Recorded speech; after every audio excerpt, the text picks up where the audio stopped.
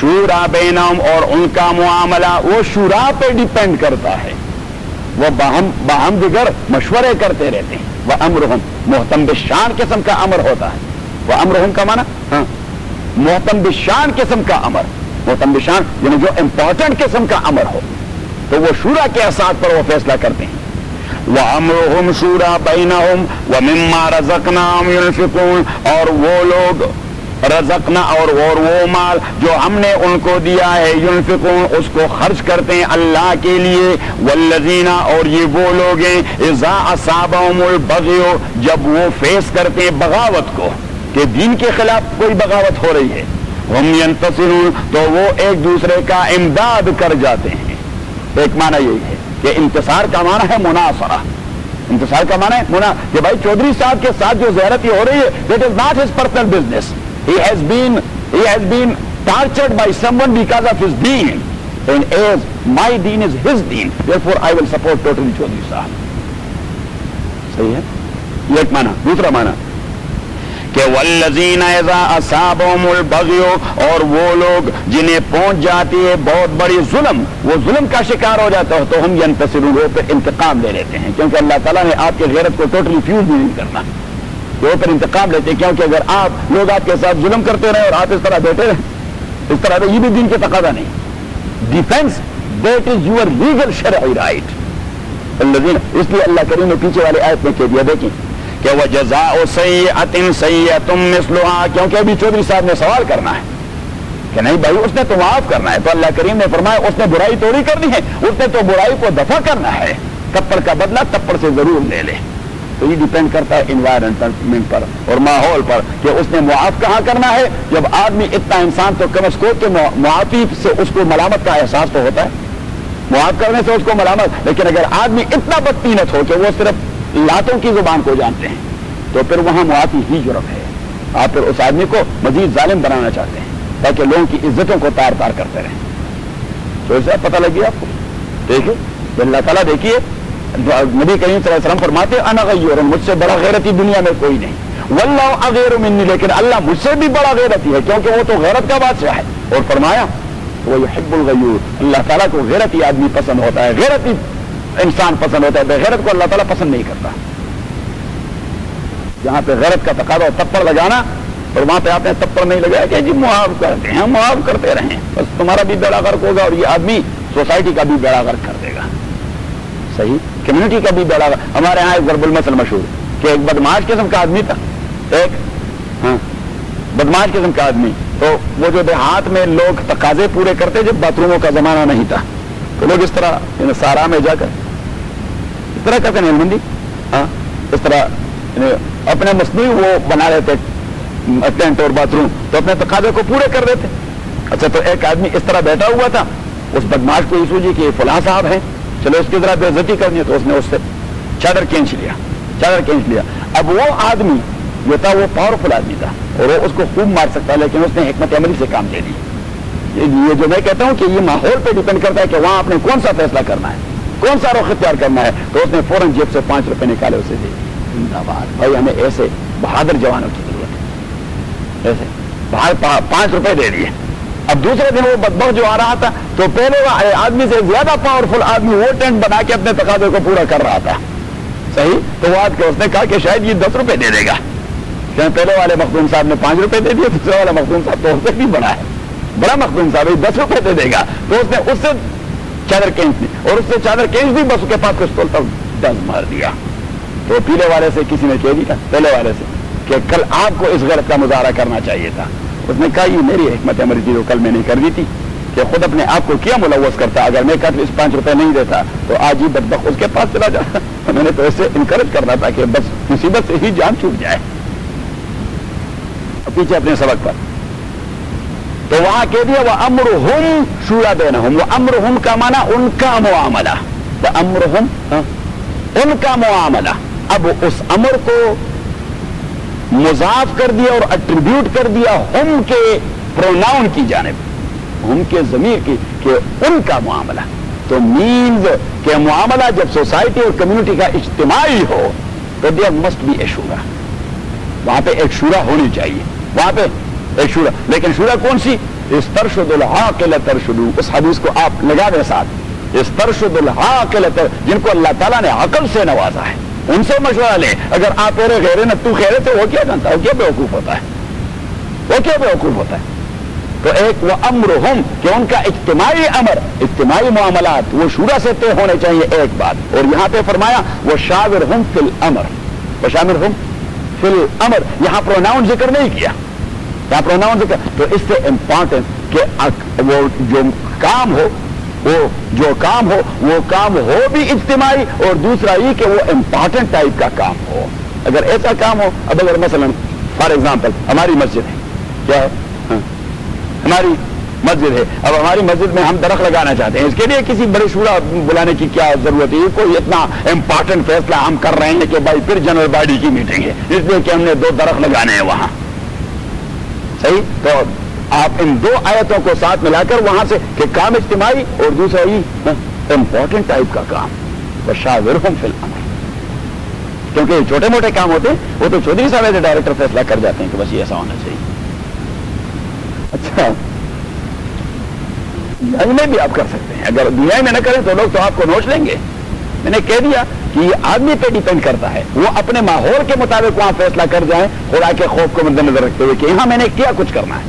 کیونکہ حضور پاک نے فرمایا کہ کچھ معاملات ایسے ہوتے ہیں کہ آپ اگر قاضی صاحب کے پاس دوڑ کے آئے کہ اس میں آپ فتویٰ دے دیں تو قاضی صاحب کو ماحول کا پتہ نہیں ہوتا. وہ مفتی ضرور ہوگا لیکن اس کو ماحول کا پتہ نہیں ہوتا کہ آپ کو فتویٰ دے سکے. تو آج حضور نے فرمایا استفت نفس کا، وہاں آپ اپنی کانشیس سے فتویٰ دیں. ولو افتاک المفتون، اگر لاس اینجلس کے سارے مفتیوں نے آپ کو کوئی دوسرا فتویٰ دے دیا لیکن according to environment which cannot harm your deen, the commandments of Allah, the sunnah of Rasulullah sallallahu alaihi wasallam and the muruwa, you must do that according to your own conscience. فرما رہے لیکن یہاں نہیں، otherwise نہیں. تو یہ آپ پہ ڈیپینڈ کرتا ہے کہ 9 اور کو فیس کرتے جائیں پھر. ہاں 5 روپے دیے جائیں تاکہ معاملہ ختم ہو. اچھا اب یہاں پہ آپ ایک اہم مسئلہ لکھیں، ایک اہم مسئلہ کہ اسلام میں شورا کی اہمیت یا شورائیت کا تصور. رسول اللہ صلی اللہ علیہ وسلم خود بنفس نفیس ان معاملات میں جہاں پہ کوئی ریویلیشن اور انسپائریشن، وحی خفی اور وحی جلی دونوں قسم کے وحی نہ آتے اور مسئلہ پیش آ جاتا تو آپ صلی اللہ علیہ وسلم فوراً مشورے کے لیے صحابہ کو بلا لیتے. اب معاملے کی اہمیت کو دیکھتے ہوئے آپ صلی اللہ علیہ وسلم شورا کو بلا لیتے اور وہاں پہ کوئی ڈٹرمنٹ قسم کے لوگ نہیں تھے کہ فلاں فلاں سے مشورہ کرنا ہے، فلاں فلاں سے. کیونکہ جو آدمی مشورے کا طالب ہو، سپیریئر ون اور supreme one are the one who are on the helm of affairs. تو helm of affairs پہ کیونکہ مشورہ تو اس نے لینا ہے تو شورا اس نے اپنے لیے منتخب کرنی ہے. آپ نے تھوڑا اس کو بتا رہے کہ یہ آپ کو مشورہ دے گا اور چوہدری صاحب کو مشورہ دے گا. اگر آپ میرے لیے مشیر منتخب کرتے رہیں کہ بھائی بڑے آپ ہوں گے لیکن میں آپ کو بتاؤں گا کہ مشورہ آپ کو یہ دے گا اور مشورہ چھوڑے بھائی آپ مجھے کیا بتا رہے ہیں، یہ میرا معاملہ ہے، میں جانوں کس سے مشورہ لے لوں، میں جانوں کس سے مشورہ لے لوں. ڈرائیور کال دیں، پھر میں ان کو کال کروں گا کہ بھائی چوہدری صاحب آ جائیں، کنسٹرکشن کا مسئلہ ہے، آپ اور ہلمندی دونوں آئیں. میں نے آصف صاحب سے اس مسئلے میں تھوڑا مشورہ لینا ہے، وہ اس کا فیلڈ نہیں ہے. بھائی ایروسپیس انجینئرنگ کا مسئلہ ہے، آصف صاحب آپ آ جائیں. میں نے چوہدری صاحب سے اس مسئلے میں تھوڑا مشورہ لینا ہے. صحیح. بھائی بزنس کا مسئلہ ہے، ذیشان آپ آئیں. صحیح ہے. ریل اسٹیٹ کا مسئلہ ہے تو پھر میں نے آپ صاحب کو چھوڑنا ہے. وہ جو سامنے بیٹھے ہیں نوید بھائی، ہاں پرنس نوید، تو پھر پرنس نوید کو میں نے بولنا ہے کہ پرنس نوید آپ آ جائیں کیونکہ فیلڈ آپ کا ہے. تو رسول اللہ صلی اللہ علیہ وسلم شورائیت میں اس چیز کو مد نظر رکھتے ہیں، اس چیز کو. لیکن 2 شخصیتیں ایسی تھی، 2 شخصیتیں ایسی تھی کہ آپ صلی اللہ علیہ وسلم کبھی بھی ان کو اگنور نہ کرتے ہیں. First of all they must call them both، حضرت ابو بکر اور حضرت عمر رضی اللہ تعالی عنہ. کیونکہ حضور پاک نے فرمایا کہ ما من نبی الا ولہ وزیران من اہل السماء ومشیران من اہل الارض. اللہ کریم نے ہر پیغمبر کو 2 سپورٹر دیے ہیں فرشتوں میں سے اور 2 مشیر دیے ہیں ان کے فالوورز میں سے.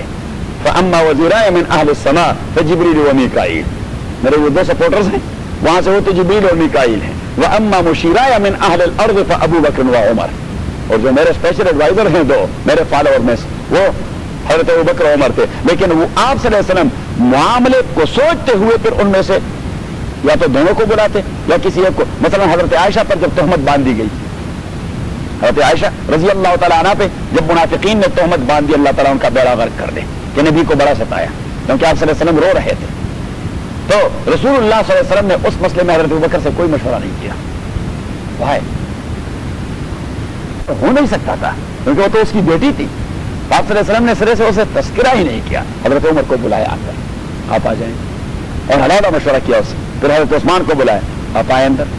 پھر حضرت علی کو بلایا, آپ آئے اندر, اور تینوں سے علیحدہ علیحدہ مشورہ لے لیا, علیحدہ علیحدہ مشورہ لے. تو آپ صلی اللہ علیہ وسلم سے زیادہ حکیم تو کوئی شخصیت پیدا نہیں کر سکتی.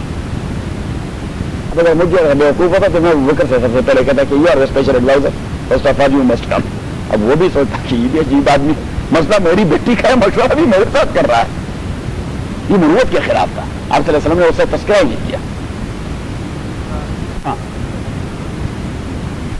دیکھیے اچھا, تو اب ایک بات تو یہ, اچھا تو نبی صلی اللہ علیہ وسلم کبھی ایسا کرتے کہ ان دو مشیروں کو بلا لیتے, کبھی ایسا کرتے کہ فیلڈ فار ایگزامپل فیلڈ ہوتا ڈونیشنز کا, تو آپ صلی اللہ علیہ وسلم حضرت ابوبکر و عمر کو چھوڑ کر حضرت عثمان عبد الرحمن ابن عوف کو بلا لیتے کہ آپ دونوں آ جائیں, کیونکہ ڈھیر سارے پیسے تو ان کے پاس تھے, ڈھیر سارے پیسے ان کے پاس تھے. تو ان سے کہہ دیتے کہ کیا کرنا چاہیے, وہ کہہ دیتے بس آپ حکم دے دیں, کتنا کتنا ہم دے دیں, کتنا کتنا ڈالیں. تو یہ معاملے کی نوعیت پر اور ماحول پہ ڈیپینڈ کرتا ہے. صحیح. اور کبھی ایسا ہوتا کہ آپ صلی اللہ علیہ وسلم بہت سارے صحابہ کو جمع کرتے کہ بیٹھ جائے جی کیا کرنا ہے. بدر میں آپ صلی اللہ علیہ وسلم نے صحابہ سے مشورہ لے لیا کہ کس طرح ہم تشکیل ہونی چاہیے, میری رائے یہ. خباب بن منذر نے جو اپنی رائے پیش کر دی, آپ صلی اللہ علیہ وسلم نے اپنی رائے ڈراپ کر دی اور حضرت خباب کے رائے کے اساس پر وہ تشکیل فوجیوں کی کر دی. غزوہ احد میں جنرل باڈی میٹنگ بلائی, سارے صحابہ جمع تھے کہ بھائی باہر لڑیں گے یا اندر لڑیں گے. اب جتنے سارے بزرگ صحابہ تھے انہوں نے کہا کہ بھائی اندر, یعنی کیونکہ انہوں نے تو اس کیپٹل کو ویران کرنا ہے اور ہم نے کیپٹل کو پروٹیکٹ کرنا ہے. کیونکہ اہل مکہ جو وہاں سے دوڑ کے آ رہے تھے وہ کیپٹل کو تباہ کرنے کے لیے کہ اس مرکز کو ختم کرنا ہے. انہوں نے کہا کہ ہم نے مرکز کو پروٹیکٹ کرنا ہے, مرکز کو. اور نوجوان صحابہ نے کہہ دیا کہ نہیں یہ بھی بزدلی کی بات ہوگی کہ ہم انہیں یہاں اندر آنے دیں اور اندر گھسنے دیں, ہم نے باہر جا کر ان سے لڑنا ہے. اور چونکہ ان کی میجارٹی تھی, آپ صلی اللہ علیہ وسلم نے اس کو اپروو کر دیا کہ چلو چلے نکلے جی, اٹھائے اپنے اسلحے اور اٹھا لیا. نتیجہ جو ہوا سو ہوا. آپ صلی اللہ علیہ وسلم نے کبھی ان نوجوانوں کو اشارتاً بھی یہ کہا کہ جذباتیت کا ہی نتیجہ ہوتا ہے. کیوں؟ جب شورا کا فیصلہ ہو جاتا ہے نتیجہ پھر اللہ پہ چھوڑیں. اب آپ نے جب فیصلہ کر دیا تو means that was the faisla of jamaah, that was not the faisla of these person concerned. کہ متعلق آدمیوں کا فیصلہ تو ہو رہا تھا کہ جب وہ شورائی فیصلہ ہو گیا تو آپ یقیناً اس کے مخالف تھے, لیکن اب آپ نے جماعتی زندگی میں اسی کو فالو کرنا ہے. یہ ہماری جو انگریز سے لڑنے والی جماعت تھی ہمارے علماء دیوبند کی, مجلس احرار اسلام, مجلس احرار اسلام, اس کے امیر تھے مولانا سید دولت شاہ صاحب بخاری رحمۃ اللہ علیہ. تو ایک مسئلے پر جماعت کی شورا کا اجلاس ہو رہا تھا اور رات انہوں نے ڈکلیریشن دینی تھی جلسے میں. تو حضرت امیر شریعت کی رائے ایک تھی اور دوسرے بزرگ تھے اس کے ساتھ مولانا قاضی احسان احمد شجاع آبادی. یہ وہ لوگ تھے جو انگریز کے خلاف زبردست لڑے اور بڑی تکلیفیں اٹھائی انہوں نے. تو مولانا قاضی احسان احمد شجاع آبادی رحمۃ اللہ علیہ, اس کی رائے کچھ اور تھی. اب دونوں جماعت کو کنونس کرتے رہے, یہ دلائل دیتے رہے اپنے موقف پر اور قاضی احسان احمد دلائل دیتے رہے اپنے موقف پر. صحیح. پھر اس کے بعد ووٹنگ ہوئی. جب ووٹنگ ہوئی قاضی احسان احمد صاحب شجاع آبادی جو نائب امیر تھے, وائس پریزیڈنٹ تھے, اس کے رائے کو لوگوں نے ووٹ دیا. امیر کی رائے اس کی پرسنل رائے تھی جس پہ وہ دلائل دے چکے تھے, لیکن لوگ اس نے کنونس کر دی تو اسی کی رائے کو تقویت دے دی. جی فیصلہ ہو گیا شورائی. رات جلسہ تھا اور یہ تو انڈرسٹوڈ تھا کہ جماعتی پالیسی اس موضوع پر کس نے لوگوں کے سامنے پیش کرنی ہے, پریزیڈنٹ نے, امیر نے. تو اللہ شاہ صاحب بخاری قاضی احسان احمد لکھتے ہیں اپنی کتاب میں کہ حضرت امیر شریعت رحمت برکت رحمہ اللہ جب وہ اٹھ کھڑے ہوئے ووٹ کھڑے ہوئے اور پالیسی بیان دینے لگے تو قاضی احسان احمد صاحب کہتے ہیں کہ وہ میرے اس موقف پر اس زوردار انداز سے بولتے رہے اور وہ دلائل دیتے رہے کہ رائے تو میری تھی لیکن مجھے بھی ان دلائل کا کوئی پتہ نہیں تھا. اور وہ کہتے ہیں کہ میں حضرت امیر شریعت کی تقریر ہی سے مطمئن ہو گیا کہ میری رائے ٹھیک تھی. اسے کہتے ہیں جماعتی زندگی. اور ہم تو انا کا مسئلہ بنا لیتے ہیں کہ بھائی جماعتی زندگی میری رائے کو کوئی اہمیت نہیں دی, میں نے فالو ہی نہیں کرنا. کیوں تو ایسا یہی تو اجتماعیت ختم ہو جاتی ہے. ابھی میں ذکر کر رہا ہوں, ابھی تک یہ ٹاپک چل رہی. اب رسول اللہ صلی اللہ علیہ وسلم صحابہ سے رائے لے لیتے, مشورہ لے لیتے, whether پیغمبر had right to supersede it and to override this, even the decision of the majority or unanimous decision of the shura. Yes, یہ ہر امیر کا استحقاق ہوتا ہے, یہ ہر امیر کا, لیکن انہیں ایسا کرنا بھی چاہیے کہ نہیں کرنا چاہیے. رسول اللہ صلی اللہ علیہ وسلم سلڈم بھی ایسا کرتے ہیں, حالانکہ اس کا رائٹ تھا, لیکن ضروری نہیں کہ جو چیز آپ کی رائٹ ہو آپ ہر جگہ اسے اپلائی کرتے رہیں. بھائی آپ ماحول کو دیکھتے رہیں تو پھر اپلائی کرتے ہیں. And so was the case of the 4 خلفاء راشدین, کہ ان کا بھی یہ رائٹ تھا کہ وہ اوور رائٹ کریں, لیکن وہ اوور رائٹ نہیں کرتے تھے. وہ مشورے کو احترام, ادروائز جماعت ٹوٹ جاتی ہے, پھر دھیرے دھیرے نفرت پیدا ہو جاتی ہے. تو وہ لوگ حضرت ابوبکر رضی اللہ تعالیٰ نے بھی اسی شورائی نظام کو برقرار رکھا. میجر صحابہ کا شورا میں سارے صحابہ نہیں تھے, لیکن دیکھیے صحابہ ایک صحابی کا کتنا مرتبہ ہوتا ہے, لیکن میجر صحابہ کی شورا بنا تھی. 7 لوگ تھے جو اہم امور میں آپ رضی اللہ تعالیٰ نے بلا رہے تھے. So was the case of Hazrat Umar, and so was the case of Hazrat Usman, and so was the case of Hazrat Ali. لیکن حضرت علی کے زمانے میں مسئلہ پیدا ہو گیا, وہ یہ کہ آپ نے کیپٹل منتقل کر دیا تو صحابہ ڈسپرس ہو گئے. کچھ چلے گئے اس کے ساتھ, کچھ مدینہ میں رہے, کچھ مکہ معظمہ گئے, کچھ سیریا گئے, کچھ یہاں گئے, کچھ یہاں گئے, کچھ وہاں گئے. تو جب تو یہ 3 خلفاء, ان کے زمانے تک دینی ایشو پر کبھی اختلاف پیدا نہیں ہوا, اس لیے کہ شورا جو فیصلہ کر جاتی اور رولر اسے سیل کر دیتے تو ساری امت اس کو فالو کر دیتا, ساری امت. اب اس زمانے میں تو کمیونیکیشن کا نظام بھی اتنا تیز نہیں تھا, تو کوئی ایشو پیدا ہو جاتا, یہاں مدینہ میں بیٹھے ہوئے عبداللہ ابن عمر رضی اللہ تعالیٰ اپنی اجتہاد کر دیتے, وہاں کوفے میں بیٹھے ہوئے عبداللہ ابن مسعود رضی اللہ تعالیٰ اپنا اجتہاد کر بیٹھتے, اور وہاں مکہ میں بیٹھے ہوئے عبداللہ ابن زبیر رضی اللہ تعالیٰ اپنا اجتہاد کر بیٹھتے. اہل مکہ وہ عبداللہ ابن زبیر کے فتوے پر عمل کرتے, اہل مدینہ وہ عبداللہ ابن عمر کے پیچھے چلے جاتے, اور اہل کوفہ وہ عبداللہ ابن مسعود کے پیچھے چلے جاتے. اور یہی وجہ ہے کہ ائمہ کا اختلاف پیدا ہو گیا. یہ تینوں ائمہ کیونکہ وہ حجاز سے تعلق رکھتے ہیں, 3 ائمہ, امام احمد بن حنبل, امام مالک اور امام شافعی, اور اہل حدیث کا امام, یہ سارے حجاز کے علاقے سے تعلق رکھتے ہیں. تو رائٹ اوے آپ دیکھیں گے کہ ان کے موقف میں اور ان کے مسائل میں زیادہ رنگ غالب ہوگا عبداللہ ابن عمر کے فتووں کا, عبداللہ ابن عمر کے فتووں کا. اور امام ابو حنیفہ رحمۃ اللہ علیہ وہ چونکہ کوفے سے تعلق رکھتے ہیں, کوفے سے, تو آپ حضرت امام ابو حنیفہ رحمۃ اللہ علیہ کے مذہب میں زیادہ رنگ غالب ہوگا حضرت علی کے فتوے کا یا عبداللہ ابن مسعود کا, کہ اس نے پک کیا ہوگا عبداللہ ابن مسعود کے فتوے کو یا حضرت علی کے فتوے کو. بس یہی مسئلہ ہے, انشاءاللہ نیکسٹ اتوار کو اس کو ڈسکس کریں گے, جو صاحب ہوں گے اس میں. تو اب شورا کے لیے ضروری کیا ہے کہ شورا کے ممبر کیسے ہونے چاہیے, تو ان کے کوالٹیز ہیں, شریعت میں ان کے کوالٹیز ہیں. فرسٹ آف آل کہ وہ متقی مسلمان, فرسٹ آف آل کہ وہ متقی مسلمان, اور دوسرا یہ کہ وہ صاحب الرائے ہو, وہ پختہ رائے کا اظہار کر سکتا ہو. ایسا نہیں کہ میری رائے ہے, بھائی آپ کی رائے یہ ہے, آپ ذرا آرگیو کریں. صاحب الرائے اس کو کہتے ہیں, رائے تو ہر آدمی رکھتا ہے, رائے ہر, لیکن وہ اپنے رائے کو بیان نہیں کر سکتا, آرگیو نہیں کر سکتا. تو ایک ہوتا ہے صاحب الرائے اور دوسرا ہوتا ہے صاحب الرائے, صاد الف اور پھر حمزہ اور پھر با. تو وہ صرف صاحب الرائے نہ ہو. صاحب الرائے تو یہاں جو ہماری جنرل باڈی میٹنگ ہوتی ہے سب صاحب الرائے ہیں, صاحب, اور جو اگر جمیل کے دوست ہیں وہ تو سب سے اس نے تو چپ ہونا ہی نہیں, وہ آپ کے اور چوری صاحب کے شریک دوست ہیں, ہاں چپ ہونا ہی نہیں, اور وہ تو بولتا ہی رہتا ہے. اچھا, تو اب وہ شورا کا ممبر صاحب الرائے ہو. صاحب الرائے یعنی وہ حقیقت پر مبنی رائے پیش کر سکتا ہے اور اس کو آرگیو بھی کر سکتا ہے, یہ دوسرا. اور تیسرا یہ کہ وہ ان یکون فارغا غم شامل و ہم صائب, فقہا نے جو شرط بھی کی ہے کہ وہ اسے اتنی غم نہ پہنچی ہو جس غم نے اسے ڈپریشن میں ڈالا ہو, ڈپریس نہ ہو, یعنی وہ اتنا مصیبت زدہ نہ ہو. اتنا بعض اوقات آدمی صاحب الرائے ہوتا ہے لیکن اسے ایسی مصیبت پہنچ جاتی ہے کہ وہ اپنے منتشر خیالات کو جمع نہیں کر سکتا کہ کوئی رائے دے سکے، کوئی رائے دے سکے. تو یہ تیسرا. اور چوتھا یا چوتھی شرط اس کے لیے کہ جس چیز میں اس سے رائے لے لی جا رہی ہو اس میں اس کا کوئی ذاتی مقصد نہ ہو، اس کا ذاتی مفاد کا دخل نہ ہو. فقہاء نے امام ابو حنیفہ رحمۃ اللہ نے 4 شرائط نقل کی ہیں. ہوگا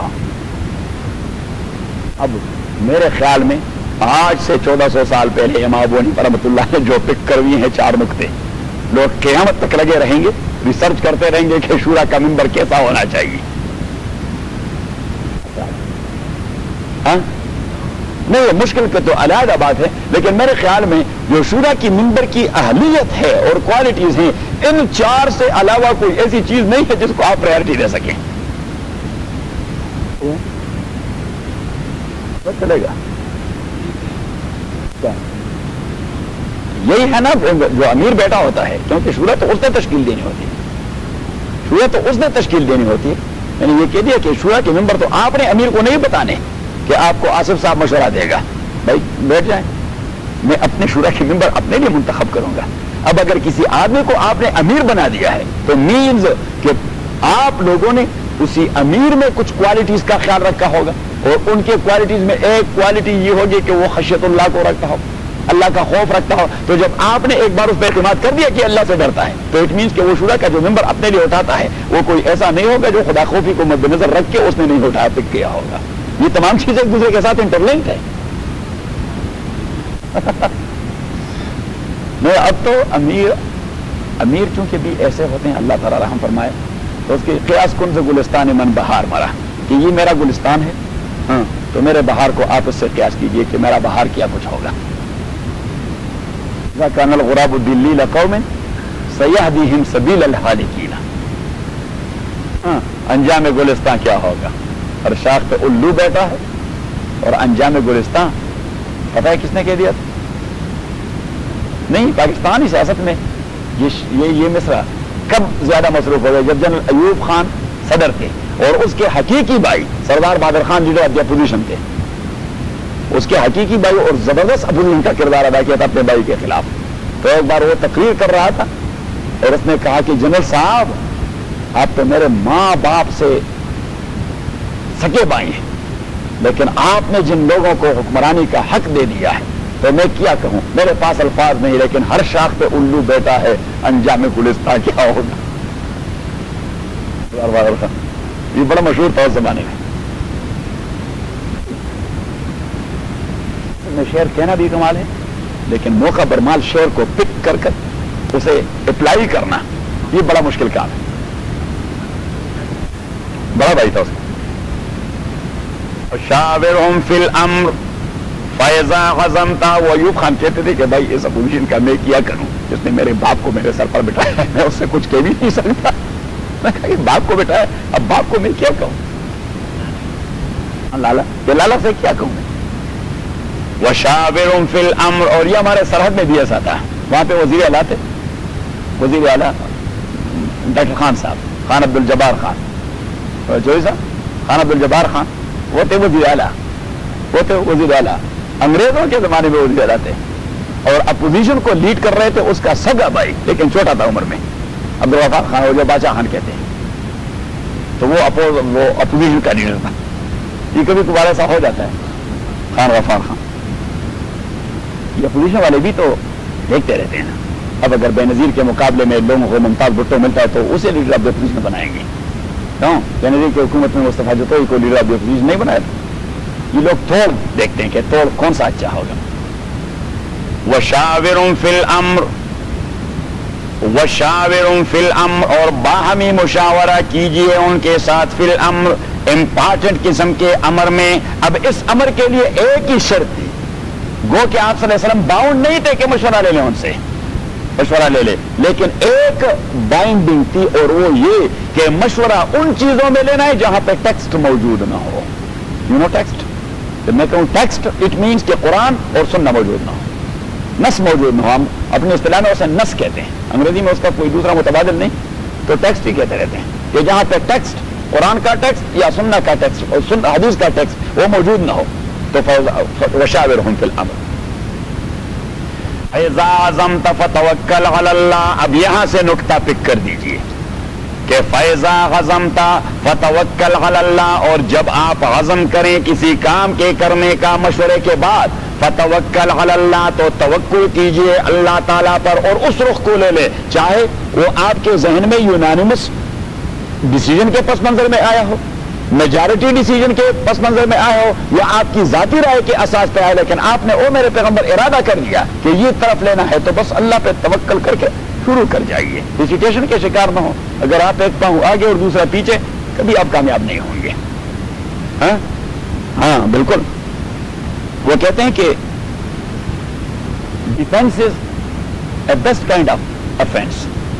offence is the best kind of defence. کہ آپ افینس کریں، یہ سب سے بہترین ڈیفینس ہے. تو فتوکل علی اللہ. فَإِذَا عَزَمْتَ فَتَوَكَّلْ عَلَى اللَّهِ، جب آپ عزم کر جائیں، عزم کا معنی ہے پختہ ارادہ.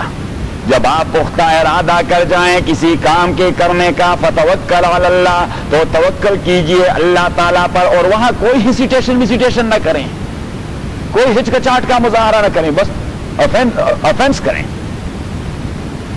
ان اللہ یحب المتوکلین، تحقیق اللہ تعالیٰ پسند کرتا ہے اس قسم کی توکل اور اعتماد کرنے والوں کو. ان ینصرکم اللہ فلا غالب لکم. اب یہ ہے کنسول یا یہ ہے انکریجمنٹ کہ آپ کے ذہن میں جو بات آئی کہ یہ رخ ٹھیک ہے، تو بس لے لیں قدم لے لیں. آج کل نہ کریں کہ کل کریں گے اور کل نہیں پرسوں کریں گے، اور ذرا سوچتے ہیں اس پر 10 دن بعد کریں گے اور 15 دن بعد کریں گے، اور تبھی تک آپ کے مشن کا بیڑا غرق ہو گیا ہوگا. تبھی تک دشمن نے اور غلیم نے اتنی سائز کی ہوگی کہ آپ 10 دن سوچتے رہیں گے اور انہوں نے آدھے ملک پر قبضہ کیا ہوگا. بس توکل کریں. اب جہاں تک غالب آنے کی بات ہے، تو وہ تو مسلمان ہونے کے اساس پہ آپ کا عقیدہ ہے کہ غلبہ کس نے دینا ہے؟ اللہ نے تو پیچھے کھیل دیا کہ بس توکل کریں. جو چیز آپ کے ذہن میں مناسب آئی تو قدم لے لیں. اذا عزمت، جہاں تک غلبہ کا تعلق ہے تو ان ینصرکم اللہ فلا غالب لکم. اگر اللہ تعالیٰ امداد کرنا چاہے تو کون آپ کے اوپر غالب آئے گا؟ ان ینصرکم اللہ فلا غالب لکم.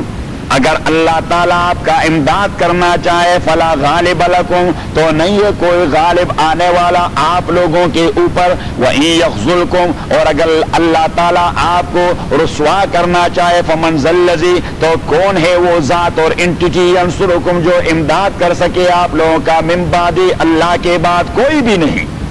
تو جب مسئلہ یہ انڈرسٹوڈ ہے، جب آپ کا عقیدہ یہی ہے کہ اگر اللہ ہمارا امداد کرنا چاہے تو پوری دنیا ہمارے اوپر غالب نہیں آ سکتی، اور اگر خدا نخواستہ اللہ ہمیں ذلیل کرنا چاہے تو کوئی ہمیں عزت نہیں دلا سکتا، تو پیچھے اللہ نے کہا کہ وَعَلَى اللَّهِ فَلْيَتَوَكَّلِ الْمُؤْمِنُونَ. ایمان والے تو صرف اللہ پر ہی توکل کرتے رہیں. آپ ویسے کیسے ایمان بناتا ہے؟ وَعَلَى اللَّهِ فَلْيَتَوَكَّلِ الْمُؤْمِنُونَ، اور خاص اللہ تعالیٰ پر توکل کرتے رہیں ایمان والے. وَمَا كَانَ لِنَبِيٍّ أَن يَغُلَّ، یہ درمیان کہ ایمان آپ لوگوں کا مکسچر سے اور ڈاؤٹ سے اور شبہات سے اور شکوک سے بالکل ٹھیک ٹھاک کلیئر ہونا چاہیے. صاف ستھرا ایمان ہونا چاہیے. صاف ستھرا ایمان. اگر ایمان میں معمولی سی ڈاؤٹ پیدا ہو گئی تو نتیجہ آپ کی ناکامی ہی ہوگی. نتیجہ تو یہ بدر کے ایک مسئلے کو اللہ تعالیٰ ٹچ کر رہا ہے کہ وہاں پہ آپ کے منافقین نے آپ لوگوں کے ایمان کو متزلزل کرنا چاہا کہ مال غنیمت جو بدر کا جمع ہو گیا تھا، تو اسی میں ایک یمنی چادر تھی اس زمانے میں بڑی مشہور، جس طرح کشمیری شال ہوتا ہے، یا اجرک.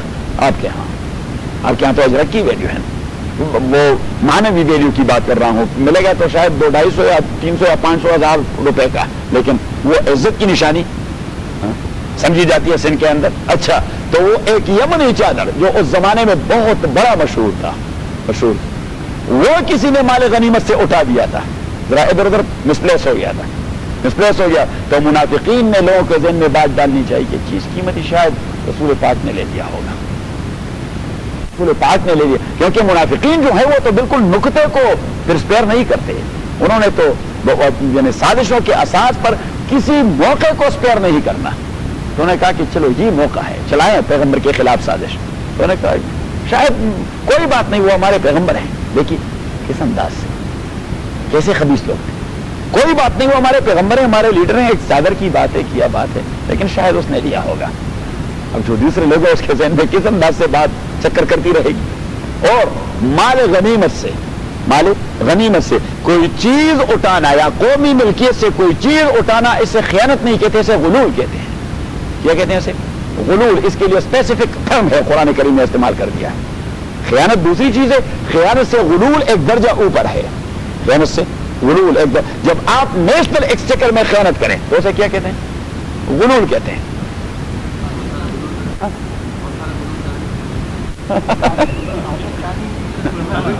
یہ غلول ہی کر رہے ہیں. اب اللہ کریم نے جواب دیا کہ ما وما کان لنبی ان یغل, اور کوئی تصور نہیں کسی بھی پیغمبر کے لیے. یہ آپ خاتم النبیین کی بات کر رہے ہیں. وما کان لنبی, لنبی کا معنی کسی بھی پیغمبر کے متعلق یہ تصور ہی احمقانہ ہے کہ وہ غلول کرے گا. وما کان لنبی, اور کوئی تصور ہی نہیں ہو سکتا کسی بھی نبی کے لیے, ادنا درجے کا نبی کیوں نہ ہو. یہ تو خاتم النبیین ہے کہ اللہ کی مخلوق میں اس سے کوئی بہتر شخصیت ہو نہیں سکتی. اس کے متعلق آپ ہی کریں بدبختو. وما کان لنبی, اور تصور نہیں ہو سکتا کسی بھی پیغمبر کے لیے ان یغل, کہ وہ غلول اور خیانت کر جائے. ومن یغلل, اور جو غلول کرے گا یات بما غل, یہ ہے جنرل پرنسپل کہ ومن یغلل, اور جو آدمی نیشنل ایکسچیکر میں غلول کرے گا یات بما غل یوم القیامہ, وہ لائے گا اس چیز کو جس میں جو غلول کر چکا ہے قیامت کے دن. مینز کہ وہ وہاں اس کے خلاف فزیکل ایویڈنس ہوگا, بطور فزیکل ایویڈنس اس کے خلاف پیش کیا جائے گا کہ یہ ہے کیا ایویڈنس کا مسئلہ. تو میں نے آپ کو بتا دیا تھا کہ کتنے سارے ایویڈنس ہوتے ہیں قانون میں, بتائیں نا. ہاں تو میں نے بتا دیا تھا, میں نے ان کو وکیل بھی بنانا ہے. ہاں یعنی ڈاکومنٹری ایویڈنس. ہاں اور تیسرا تو فزیکل ہے نا, وہ تو physical circumstantial evidence. Circumstantial evidence تو اللہ کریم نے فرمایا کہ یہ غلول والا مال فزیکل ایویڈنس کے طور پر قیامت کے دن پیش ہوگا. جنرل پرنسپل بتا دیا. تو میرے خیال میں جو ہمارے پاکستانی حکمران ہیں وہاں تو ڈیر لگے ہوں گے کہ یہ ہے جی محترمہ, اور یہ ہے جناب محترم, اور یہ ہے فلاں محترم, اور یہ ہے فلاں صاحب. ومن یغلل یات بما, یہ تو ایک مولوی صاحب سے کسی نے کہہ دیا کہ میں نے جی بکری چرائی ہے فلاں کی, اور پھر اسے میں نے ذبح کر دیا, میں نے اسے ذبح کر دیا اور پھر پکا کے کھا دیا. تو مولوی صاحب نے اسے ڈرایا قیامت کے دن بدبخت آپ کی زبردست گرفت ہوگی. اس نے کہا وہ کیسے؟ اس نے کہا کہ یہ چھری وہاں ہوگی اور جی بکری بھی وہاں ہوگی اور اس کا مالک بھی وہاں ہوگا. تو ابھی مولوی صاحب بات کو تکمیل نہیں کر پائے تھے. اس نے کہا پھر تو مرتا ہی ختم, بکری کو اٹھا کر دے دوں گا کہ لے لے اپنی بکری.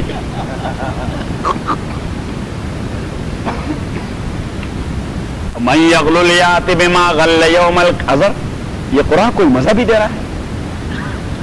ہاں تو ساروں کو مزہ دے دیتا ہے. من یغلل یات بما غل یوم القیامہ, تو من یغلل اس کو آپ لکھ سکتے ہیں کہ جنرل پرنسپل اللہ دے رہا ہے. پہلے تو یہ جنرل پرنسپل دے دیا, لیکن in negative sense. Negative sense means کہ کسی ادنا سے پیغمبر, ادنا کا لفظ اللہ تعالیٰ بے ادبی نہ, اس میں گریڈ ہوتے ہیں, پیغمبروں میں بھی گریڈز ہوتے ہیں کہ جو ادنا نبی ہوتا ہے یہ تو خاتم النبیین ہے. تلک الرسل فضلنا بعضهم علی بعض کے درجات تو ہیں. درجے کے اعتبار سے اگر نچلے درجے کا, نچلا نہیں کہنا چاہیے, پیغمبر تو بہت بڑی شخصیت ہوتی ہے, یعنی مین کے گریڈ کے لحاظ سے مثال دینے کے لیے اگر کم درجے کا پیغمبر ہو تو اس کے متعلق ہی تصور, کیونکہ پیغمبر is the chosen personality and chosen by him, by Allah Subhanahu wa تعالی. تبھی تو امت کا اتفاقی عقیدہ ہے کہ پیغمبر خطاؤں سے, گناہوں سے معصوم ہوتا ہے. پیغمبر گناہوں سے معصوم ہوتا ہے, سوائے حشویہ ایک گروپ گزر گیا ہے, ابھی موجود نہیں ہے. حشویہ ان کا نام تھا, حشویہ ان کا عقیدہ ہے کہ پیغمبر گناہ سے معصوم نہیں ہوتا. تو میں نے ایک بار یہ عصمت انبیاء پہ ایک لیکچر ہو رہا تھا, تو میں نے عصمت انبیاء کے لیکچر کے حوالے سے کہہ دیا کہ بھائی پاکستانی آرمی میں جو سیکنڈ لیفٹیننٹ بھرتی ہوتا ہے, سیکنڈ لیفٹیننٹ, تو اس کے لیے ایک کالم ہوتا ہے ایلیجیبلٹی. ایلیجیبلٹی میں لکھ رہتے ہیں کہ F S C first division یا سیکنڈ ڈویژن میں پاس کر چکا, عمر 18 تا 22 سال, چاہتی اتنی اور قد 5 فٹ 5 فٹ اچھا تو 5 فٹ 7 انچ یا 5 فٹ 8 انچ قد کاوت ہونا چاہیے. صحیح ہے. اور پھر وہ کہتے ہیں ازدواجی حیثیت انمیرڈ غیر شادی شدہ, انمیرڈ غیر شادی شدہ. اور پھر ان ایلیجیبلٹی وہ اسی کا اپنا کالم ہوتا ہے. یہ میڈیکل بورڈ نے 2 بار رد کیا ہو, ISSB نے اس نے 2 بار رد کیا. اور پھر لکھ لیتے ہیں کہ کسی پاکستانی کورٹ سے کسی کرائم میں سزا یافتہ ہو, کسی پاکستانی کورٹ سے کسی. تو میں نے کہا کہ بھائی لیفٹیننٹ کتنے فوجیوں سے پریڈ کرواتا ہے, یہ قاضی صاحب کو پتا ہوگا.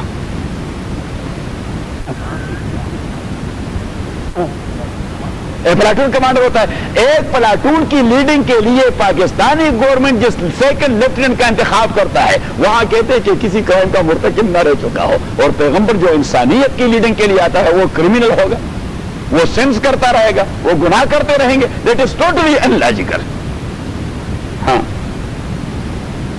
ما کان لنبی ان یغل, اور کوئی تصور نہیں پیغمبر کے لیے ان یغل کہ وہ غلول کرے, خیانت کرے. اب اس خیانت کو کیا کہتے ہیں لا کی زبان میں, جو حکمران کرتا رہے. نہیں میں نے کہا لا کی زبان میں, شریعت کی زبان ہے. آپ کو معلوم ہے انگریزی میں ہے ایمبیزلمنٹ. ایمبیزلمنٹ غلول کو کہتے ہیں ایمبیزلمنٹ. ما کان للنبی ان یغل, اور تصور نہیں کسی پیغمبر کے لیے کہ وہ ایمبیزلمنٹ کریں. ومن یغلل, اور جو بھی ایمبیزلمنٹ کرے گا چاہے وہ سانی کے علاقے سے ہو یا چودھری صاحب کے علاقے سے, تو یات بما غل یوم القیامہ, وہ آیات بما غل یوم القیامہ, وہ آئے گا اس چیز پر جو غلول کیا ہے وہ چیز لائے گا روز قیامت. بطور فزیکل ایویڈنس اس کے خلاف پیش ہوگا, احتساب ہوگا. اور فزیکل ایویڈنس یہ ہے جی بیلگا پکڑا گیا, آلے سمیت گرفتار کر لیا گیا. صحیح ہے. اسٹولن پراپرٹی ننگے ہاتھوں پکڑا گیا, رنگے ہاتھوں پکڑا گیا. تو رنگے ہاتھوں پکڑا جائے گا. اور وہاں پہ صرف ایک شہادت تو نہیں ہے, وہ فرشتے اپنا ڈاکومنٹری پروف یہ ہے جی دیکھ لیجیے. اور تیسرا وہاں پہ ویڈیو کیسٹ بھی چلتا رہے گا. اليوم نختم على افواههم وتكلمنا ايديهم, ہاتھ گواہی دے گا. ہاتھ کوئی لاؤڈ اسپیکر تو نہیں ہوں گے کہ بولتے رہیں گے, نہیں, وہاں اسکرین پر آتا رہے گا یہ تو بھائی فلاں کے ہاتھ ہیں. اب آدمی دیکھ بھی نہیں سکے گا, اللہ معاف فرمائے. تو یہ اس قسم کے 15 قسم کے ایویڈنس جب آپ کے خلاف آ جائے, اللہ رحم فرمائے. کوئی چھڑاوا ممکن ہے, وکیل بھی نہیں ہے, گینگ بھی نہیں ہے, سفارش بھی نہیں ہے, رشوت بھی نہیں, کچھ بھی نہیں. وَمَن يَغْلُلْ يَأْتِ بِمَا غَلَّ يَوْمَ الْقِيَامَةِ ثُمَّ تُوَفَّى كُلُّ نَفْسٍ مَا كَسَبَتْ, اور پھر پورا دیا جائے گا ہر ایک نفس کو ما کسبت, بدلہ اس کا جو وہ عمل کر چکا ہے. وَهُمْ لَا يُظْلَمُونَ, اور ان کے ساتھ کوئی زیادتی نہیں کی جائے گی. جو دوزخ میں جائے گا زیادتی کا تقاضا نہیں ہوگا, وہ عین عدل ہوگا. کیا ہوگا؟ عین عدل ہوگا. افمن اتبع رضوان اللہ کمن باء بسخط من اللہ ومأواہ جہنم. افمن اتبع, اب اللہ کریم فرماتے ہیں کہ اس تصور, یہ جو بات آپ لوگوں نے کی اس میں بھی آپ کے 2 گروپ ہو گئے, ایک منافقین کا اور ایک مخلصین کا. منافقین نے تو کہہ دیا پیغمبر نے لیا ہوگا, تو مخلصین نے کہہ دیا بکواس بند کر دیں, بکواس. اور جب تک لیڈر اس کردار کا حامل نہ ہو جس پر اپنے فالوورز کا یہ عقیدہ بنے جو صحابہ کا بن گیا تھا, تو تبھی تک کوئی کامیابی ممکن ہوتی نہیں. تبھی تک کوئی کامیابی. حضرت ابوبکر رضی اللہ عنہ تو اس اسٹیج پر جا پہنچے تھے جب ابو جہل نے اسے کہہ دیا کہ سنا ہے آپ کے ساتھی کیا کہہ رہے ہیں. اس نے کہا کیا کہہ رہا ہے؟ اس نے کہا آج تو مجھے صبح ملے وہاں حرم کے قریب, اس نے مجھے کہا کہ رات فرشتہ آیا. میں نے اس سے پوچھ دیا کہ کوئی نئی تازی خبر. اس نے کہا کہ رات فرشتہ آیا, مجھے ام ہانے کے گھر سے اٹھایا, بیت اللہ لے آیا, میں نے 2 رکعت نماز پڑھی, یہاں سے براق پہ سوار ہو کے مجھے بیت المقدس لے جایا گیا, اور بیت المقدس سے پھر مجھے آسمانوں پر اور آسمانوں سے اللہ کے ہاں, اور پھر واپس آ گیا. پھر واپس اسی رات میں آ گیا. آج تو آپ کا بھائی ساتھی وہ کہہ رہا ہے, یہ کہہ رہا ہے تو ابو بکر رضی اللہ تعالیٰ نے کہہ دیا کہ آج صبح سے میری اس کے ساتھ ملاقات نہیں ہو گئی. آپ تو جھوٹے ہمیشہ افترا باندھتے رہتے ہیں, لیکن اگر یہ بات اسی نے کہی ہو تو وہ کبھی جھوٹ نہیں بولتا, میں تصدیق کرتا ہوں وہ ٹھیک ہی بولتا ہے. یہ ہوتی ہے ایمان کی بات, یہ ہوتی ہے ایمان کہ وہ کبھی جھوٹ نہیں بولتا, وہ جو کچھ کہتا ہے صحیح کہتا ہے, بس میں نے مان لیا کہ اگر اس میں یعنی آپ راوی تو جھوٹے ہو سکتے ہیں, لیکن اگر آپ روایت میں کوئی ہیرا پھیری نہیں کر رہے, نریشن میں کوئی ہیرا پھیری نہیں کر رہے اور محمد کی بات ہے صلی اللہ علیہ وسلم, تو ابھی میں نے ڈائریکٹلی سنا نہیں, لیکن وہ ٹھیک بولتا ہے, وہ صحیح کہتا ہے. اب اللہ کریم نے فرمایا کیا فمن اتبع, آیا وہ شخص اتبع رضوان اللہ جو تابع رہتا ہے اللہ تعالیٰ کی رضامندی کا, یعنی وہ ڈھونڈتا رہتا ہے کہ اللہ تعالیٰ کیسے خوش ہوگا, وہ تگ و دو کرتا ہے کہ اللہ تعالیٰ کیسے خوش ہوگا. ایک آدمی ایسا ہوتا ہے کمن باء بسخط من اللہ, آیا وہ ہو سکتا ہے اس آدمی کی طرح باء بسخط من اللہ جو پھنس گیا ہے اللہ تعالیٰ کے غضب میں, کہ وہ ڈھونڈتا رہتا ہے, وہ ڈھونڈتا رہتا ہے کہ اللہ تعالیٰ کیسے ناراض ہوگا, یعنی ان کے حرکات ایسے ہوتے ہیں کہ وہ اللہ کی ناراضی کے ٹھوں میں لگا رہتا ہے کہ پیغمبر کو دکھائے, پیغمبر کو دکھ پہنچائے. تو اللہ کریم نے فرمایا افمن اتبع رضوان اللہ مومن خالص, کمن باء بسخط من اللہ منافق جو ہمیشہ پیغمبر کو دکھاتا رہتا ہے. تو اللہ کریم نے فرمایا یہ دونوں آپس میں برابر ہو سکتے ہیں؟ قطعاً نہیں, زمین و آسمان کا فرق ہے. افمن اتبع, آیا وہ فرد اتبع رضوان اللہ جو تابعداری کرتا ہے اور وہ ٹھو میں لگا رہتا ہے رضوان اللہ, اللہ تعالیٰ کی رضامندی کا, یہ ہو سکتا ہے اس فرد کی طرح باء بسخط من اللہ جو پھنس گیا ہے اللہ کے غضب میں, ومأواہ جہنم اور اس کا ٹھکانہ بھی جہنم ہو, وبئس المصیر اور یہ بہت برا ٹھکانہ ہے, بہت برا مرجع ہے, ریٹرننگ پلیس ہے, بہت برا ریٹرننگ پلیس. مصیر کا معنی ریٹرننگ پلیس, کہ بہت بڑا ریٹرننگ پلیس ہے جو لوگ وہاں ریٹرن کیے جائیں گے. تو یہ اور وہ آدمی جو اللہ کے رضا کے ٹو میں لگا رہتا ہے, یہ دونوں آپس میں برابر ہو سکتے ہیں؟ اللہ کریم نے فرمایا نہیں برابر ہو سکتے. ہم درجات عند اللہ, یہ وہ لوگ جو اللہ کے رضا کے ٹو میں لگے رہتے ہیں, ہم درجات, یہ تو بڑے درجات کے مستحق ہیں. ہم درجات, یہ بہت بڑے درجات کے اور بہت بڑے پائے کے لوگ ہیں عند اللہ, اللہ کی نظر میں. واللہ بصیر بما یعملون, اللہ تعالیٰ بصیر بما یعملون, وہ دیکھنے والا ہے ان چیزوں کو جو وہ عمل کرتے ہیں. ہم درجات, یہی لوگ درجات, یہ بہت بڑے درجات کے مستحق ہیں عند اللہ, اللہ کے نزدیک. واللہ بصیر بما یعملون, لقد من اللہ, اب یہ اسی کے ساتھ متعلق ہے, اسی کے ساتھ متعلق ہے. کس کے ساتھ؟ وما کان لنبی ان یغل, کہہ رہے خدا کے بندو اللہ کے احسان کا ایسا کفران کر رہے ہیں, اللہ کے فضل و نعمت کی ایسی ناشکری کر رہے ہیں. پیغمبر کا آنا اس سے بڑھ کر اللہ کی کوئی دوسرا فضل نہیں ہو سکتا. پیغمبر کے آنے سے بڑھ کر کوئی دوسرے فضل انسانیت پہ نہیں ہو سکتا. تو اللہ کریم نے فرمایا چاہیے یہ کہ آپ احسان کا شکر ادا کرتے, تو آپ یہ کفران کر رہے ہیں کہ اس پیغمبر کو بلیم کر رہے ہیں کہ چادر اس نے اٹھائی ہوگی, چادر اس نے اٹھائی ہوگی. تو اس آیت کا تعلق ما کان لنبی ان یقول اللہ سے الحمدللہ رب العالمین والصلاۃ والسلام علی رسول محمد وعلی اصحابہ اجمعین. اللهم ربنا ذکرنا من القرآن ما نسینا وعلمنا منه ما جهلنا واذكرنا تلاوته آناء الليل وآناء النهار. اللهم ربنا احسن عاقبتنا في الامور كلها واجرنا من خزي الدنيا وعذاب الاخرة فالله خير حافظ. بسم اللہ الرحمن الرحیم. آیت نمبر 164 کا تعلق ہے آیت نمبر 161 سے. ما کان لنبی ان یغل, کہ کسی بھی پیغمبر کے متعلق یہ تصور کرنا کہ وہ نیشنل ایکسچیکر میں خیانت کرے گا, اللہ کریم نے فرمایا بہت بڑا جرم ہے پیغمبر کے متعلق یہ تصور کرنا. اور پھر خاتم النبیین کے متعلق یہ کہنا کہ لعل النبی اخذها, شاید وہ یمنی چادر اس نے اٹھا دیا ہو. یہ آپ کو فران نعمت نہیں کر رہے؟ اللہ تعالیٰ نے آپ کے ساتھ اتنا بڑا احسان کیا, خاتم الانبیاء آپ کے پاس بھجوایا, آپ یہ کفران نعمت کر رہے ہیں کہ اسے آپ فراڈ میں ملوث کرنا چاہتے ہیں کہ وہ کوئی چیٹنگ یا ایمبیزلمنٹ کرتا ہوگا. صحیح, تو اب اپنے اس احسان کا ذکر کر رہا ہے کہ آپ کو فران نعمت کے مرتکب ہو رہے ہیں, حالانکہ اس سے بڑھ کر احسان اللہ تعالیٰ کا کوئی نہیں ہو سکتا کہ محمد کو آپ کے پاس بھجوا دیا ہے. فرمایا لقد من اللہ، مجھے قسم ہے اپنی ذات کی، یہ تحقیقی بات ہے. لام اسے کہتے ہیں حرف قسم، اور قد اسے کہتے ہیں حرف تحقیق. لقد من اللہ، مجھے قسم ہے اپنی ذات کی، قد یہ تحقیقی بات ہے، من اللہ بہت بڑا احسان کر دیا ہے اللہ تعالیٰ نے، علی المؤمنین مسلمانوں پر، اذ بعث فیہم کیونکہ، اذ بعث فیہم اس لیے کہ، بعث فیہم مبعوث کیا ہے ان کے اندر، رسولا عظیم الشان پیغمبر، منہم انہی کے قبیلے میں سے، کوئی فرشتہ نہیں بھجوایا، ادروائز اسے کاپی کرنا مشکل ہوتا، ادروائز انہیں ماڈل بنانا مشکل ہوتا.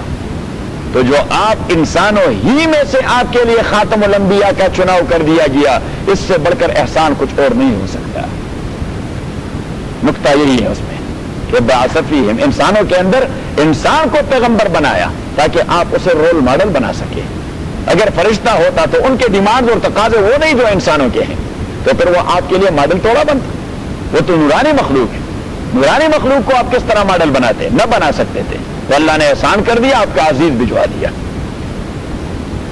اللہ نے اپنے کر دیا. لقد من اللہ علی المؤمنین، یہ آصف بھائی نے اب اچھا فلسفہ ڈھونڈ دیا، اور یہ ہمارے علماء کے درمیان یہی ہے طریقہ، یہی ہے طریقہ کہ کوئی اپنا قرآن کریم، لیکن جس کے اوپر بیاض جس طرح ہمارے والا ہے، اس کے اوپر بیاض، یہ حاشیہ سفید جگہ بہت زیادہ ہو، تو وہاں آدمی اپنی افہام کے مطابق اپنے نوٹس دیتا رہے. رسولا کیونکہ بھجوا دیا ہے ان کے اندر، رسولا عظیم الشان پیغمبر، من انفسہم انہی میں سے، من انفسہم انہی میں سے، من انفسہم انہی میں سے، انسان ہی ہے، کوئی فرشتہ یا جن نہیں. اسے کاپی کرنا بڑا آسان ہے، اس کا نقل اتارنا بڑا آسان ہے. اس پر اسی طرح غمی آتی ہے جس طرح آپ پہ آتی ہے، اسے اس طرح خوشی محسوس ہے جس طرح آپ کو محسوس ہوتی ہے، اسے اسی طرح نیند آتی ہے جس طرح آپ کو آتی ہے، اسے اسی طرح تھکاوٹ محسوس ہوتی ہے جس طرح آپ کو تھکاوٹ محسوس ہوتی ہے. کوئی ایسی بات نہیں کہ وہ کوئی اس قسم کا سپر نیچرل چیز ہے کہ ان کے تقاضے آپ سے کچھ مختلف ہیں. سارے تقاضے وہی جو عام انسانوں کے ہیں، لیکن وہ اسے کس طرح شریعت کے قالب میں ڈال رہا ہے. بات ذہن میں آ گئی؟ یہاں بڑا زوردار تصور ہے جو اللہ نے کہہ دیا من انفسہم، اور اس میں ایک دوسری قرات بھی ہے، وہ بھی متواتر ہے کہ لقد من اللہ علی المؤمنین اذ بعث فیہم رسولا من انفسہم. پہلی والی قرات ہے رسولا من انفسہم، وہ نفس کی پلورل ہے، نفس کی جمع ہے، انفس جمع ہے نفس کی، اور من انفسہم یہ سپرلیٹو ڈگری ہے نفیس کی، یہ سپرلیٹو ڈگری ہے، سپرلیٹو فارم ہے نفیس کی، کہ من انفسہم وہ ان تمام میں سے زیادہ خوبصورت صورت اور سیرت کے لحاظ سے، صورت کے لحاظ سے سب سے زیادہ نفیس اور سیرت کے لحاظ سے سب سے زیادہ نفیس. حضرت انس بن مالک شمائل ترمذی کے اندر، آپ ایک کتاب اپنے لیے پاکستان سے خرید لائیں، حضرت شیخ الحدیث مولانا زکریا صاحب رحمۃ اللہ علیہ کی کتاب ہے شمائل ترمذی کا اردو ترجمہ ہے خصائل نبوی، خصائل نبوی. آپ رفیق صاحب اپنے پاس نام لکھ کے اور پھر منگوا دیں گے، نام یاد رہے گا، خصائل نبوی. تو وہاں آپ کو ٹوٹلی پتہ لگ جائے گا کہ حضور علیہ الصلوۃ والسلام کی صورت کیسی تھی. امام ترمذی نے مستقل کتاب لکھی ہے شمائل ترمذی کے نام سے کہ آپ صلی اللہ علیہ وسلم کی صورت و سیرت کیسی تھی. تو صحابہ کرام آپ صلی اللہ علیہ وسلم کی ساری صورت اور شکل کو محفوظ کر چکے ہیں. حضرت انس فرماتے لیس بالطویل البائن، آپ صلی اللہ علیہ وسلم بے ڈنگے لمبے بھی نہیں تھے، ولا بالقصیر، ولا بالقصیر، اور کچھ بونڈے قسم کے کوتا قد بھی نہیں تھے. فرمایا کہ لیس بالابیض الامہد، وہ چونے کی طرح زیادہ وائٹ بھی نہیں تھے، ولیکن کان مشربا بالحمرا، آپ کے چہرے کی رنگت وہ سفید اور سرخ کا مکسچر تھی. کأنما فی وجنتہ الوردان، ایسا محسوس ہوتا تھا کہ آپ کے گالوں میں گلاب کے پھول رکھے گئے ہیں. اور دوسری روایت میں دوسرا صحابی فرماتا ہے کہ کأنما فکہت فی وجنتہ الرمان، جس طرح کسی نے آپ کے گالوں میں انار کا رس ڈال دیا. اور فرمایا کہ جب آپ صلی اللہ علیہ وسلم بات فرماتے کأن النور یخرج من بین الثنایا، جو آدمی آپ کے سامنے بیٹھتا وہ محسوس کرتے کہ آپ صلی اللہ علیہ وسلم کی منہ مبارک سے لائٹ نکل رہی ہے، کأن النور یخرج من بین ثنایاہ، اور فرماتے کان بعید من بین المنکبین، آپ صلی اللہ علیہ وسلم کے دونوں کاندھوں کے درمیان کا فاصلہ بہت زیادہ تھا، مینز کہ وہ بڑے پہلوان آدمی تھے، کوئی نحیف نظار توڑے تھے، وہ بڑے پہلوان اور طاقتور آدمی تھے، اس لیے تو فرمایا کہ اوتی تو قوت 40 رجلا منکم، امام طحاوی نے حدیث نقل کی ہے کہ مجھے اللہ تعالیٰ نے 40 پہلوانوں کی قوت سے نوازا ہے، اور ہر پیغمبر کو اللہ تعالیٰ نوازتا ہے، تبھی تو حضرت موسیٰ نے قبطی کو اس طرح مکہ مار دیا، اس کا بیڑا غرق ہو گیا، اس لیے کہ پیغمبر کی قوت بڑی عجیب ہوتی ہے، صحیح ہے۔ حضرت براء ابن عازب فرماتے ہیں کہ میں آ گیا، 14ویں کی چاند وہ چمک رہی تھی آسمان پر، میں رسول اللہ کے سامنے مسجد میں بیٹھ گیا، فَكُنْتُ أَنظُرُ إِلَيْهِ مَرَّةً وَإِلَى الْقَمَرِ لَيْلَةَ الْبَدْرِ مَرَّةً، میں ایک بار 14ویں کی چاند کو دیکھتا اور پھر حضور کو دیکھتا، اور میں کمپیریزن کرتا رہا، فواللہ مجھے خدا کی قسم لَكَانَ ضَوْءُ وَجْهِي أَضْوَأَ مِنَ الْقَمَرِ لَيْلَةَ الْبَدْرِ، کہ آپ کے نورانی چہرے کی نور وہ 14ویں کی چاند سے بہت زیادہ تھی۔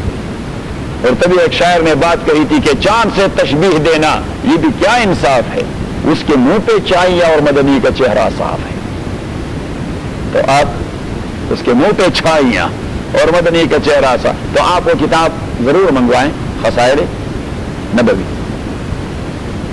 منگوائیں گے کب؟ ابھی تک تو آپ لوگوں نے حیات صحابہ نہیں منگوائی،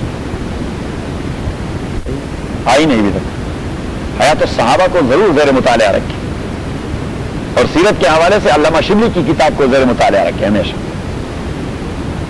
لَقَدْ مَنَّ اللَّهُ عَلَى الْمُؤْمِنِينَ إِذْ بَعَثَ فِيهِمْ رَسُولًا مِّنْ أَنفُسِهِمْ، عظیم الشان پیغمبر بھجوا دیا ہے، من انفسہم، وہ تمام میں سے زیادہ نفیس ہے، صورت کے اعتبار سے بھی اور سیرت کے اعتبار سے بھی، صورت کے اعتبار سے بھی اس سے خوبصورت کوئی نہیں تھا، اور سیرت کے اعتبار سے بھی آپ سے خوبصورت کوئی نہیں ہے، من انفسہم، اور حضور علیہ السلام نے فرمایا کہ اگر نسب کی بات ہو تو نسب کے اعتبار سے بھی مجھ سے نفیس کوئی نہیں ہے، انا انفسکم نسبا، پورے عرب میں بنی عبد المطلب اور بنی ہاشم نسبی شرافت کے حامل تھے، اور تبھی تو ابو سفیان سے جب قیصر نے کہہ دیا کہ یہ آدمی جو آپ کے اندر بھجوایا گیا ہے یہ نسبی اعتبار سے کون سے نسب میں بھجوایا گیا، تو ابو سفیان اس زمانے میں کافر تھے لیکن وہ جھوٹ نہ بول سکا، اس نے کہا جی کہ ان کا خاندان پورے عربین پیننسلا میں وہ سردار خاندان ہے، سیادت ان کے پاس،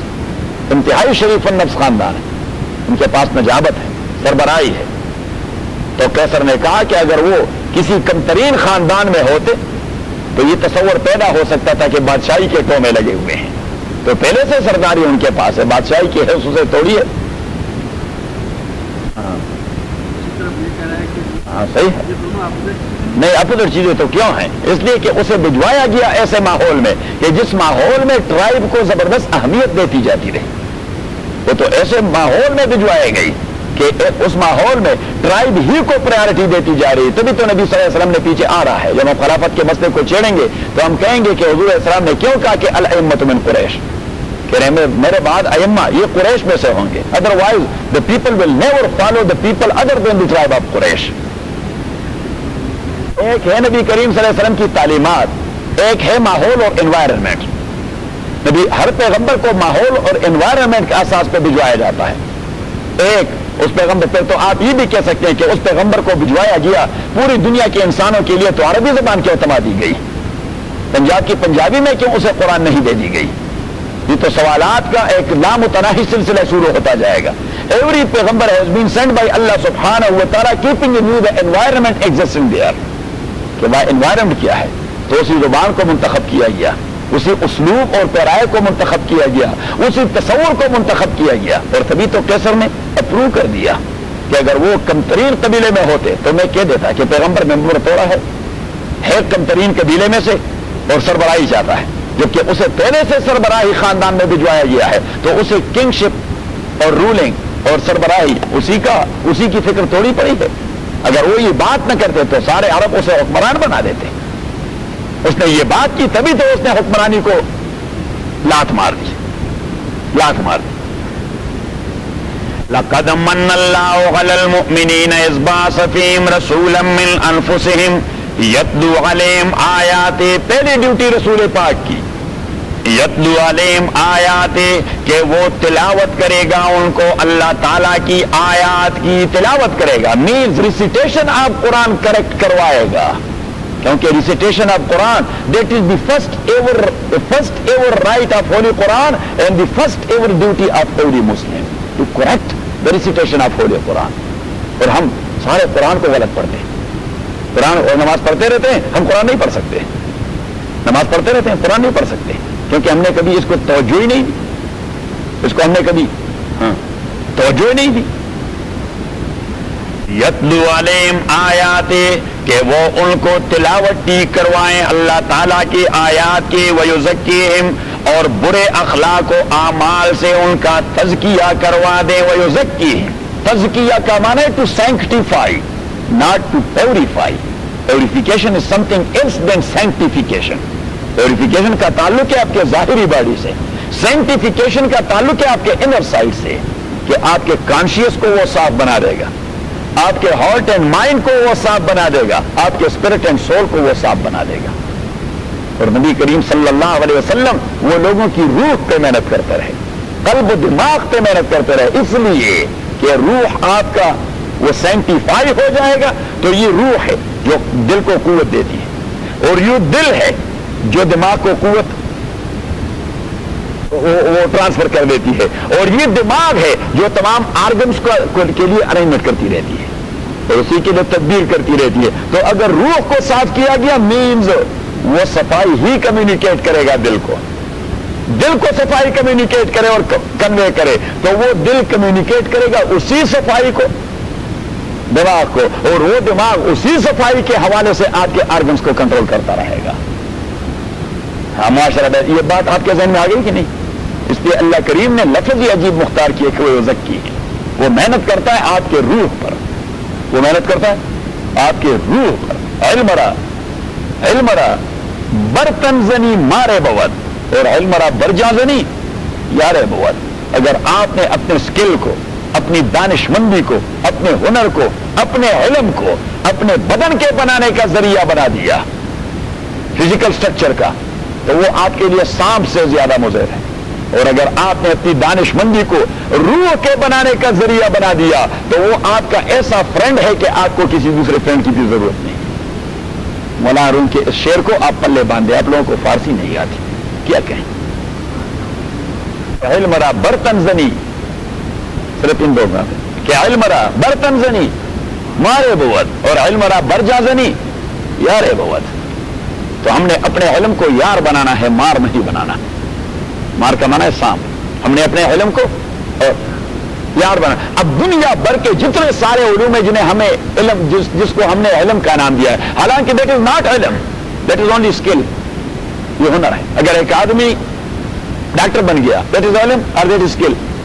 اسکل انجینئرنگ دیٹ از علم اور that is skill. Science that is علم اور that is skill. That is skill. ہم نے اسکل کو علم بنا دیا، اور وہ اسکل صرف باڈی کی ترویج کے لیے، باڈی کی راحت کے لیے، باڈی بنانے کے لیے. تو میں تو کہا کروں گا کہ اگر آپ دین کو سیکنڈری پوزیشن دے کر اسی چیز کو پرائیورٹی دیں گے تو مارے بوت، وہ آپ کو ڈستا رہے گا. اور تمام لوگوں کو ڈسا ہوا ہے، کسی کا بچہ اس کے کنٹرول میں نہیں، چاہے وہ بہت بڑا ڈاکٹر ہی کیوں نہ ہو. بچہ اس کی عورت اس کی کنٹرول میں نہیں، چاہے وہ بہت بڑا انجینئر ہی کیوں نہ ہو، اس لیے کہ وہ سانپ پیچھے لگا ہوا ہے، وہ سانپ پیچھے لگا ہوا ہے میٹیریل اسٹرکچر بنانے کے لیے. وہ غلط ہے، وہ کوئی حدیث مریض نہیں، وہ مقولہ ہے. وہ مقولہ ہے نہیں، ویسے لوگوں نے بنایا ہے.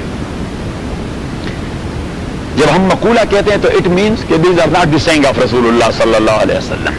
As far as to avail the skill or the skill is concerned, that is very important. But you must put your skill after your deen, not before your deen. We have put our skill in front of our deen. We put the deen and we have given to the deen the secondary position. تو تبھی تو ساری امت وہ تباہ ہو رہی ہے. پر individual تباہ ہو رہا ہے. کیوں چودھری صاحب؟ کہ نہیں ہو رہا. اور فیملی لائف وہ تباہ ہو رہی ہے. سوسائٹی اور کمیونٹی مسلمانوں کی وہ تباہ ہو چکی ہے. اسٹیٹ اور گورنمنٹ مسلمانوں کی. Why? The only thing is that they have given priority to skill, not to علم دین. اور پھر مصیبت یہ ہے کہ ہم نے اس چیز کو نالج کا نام دیا ہے.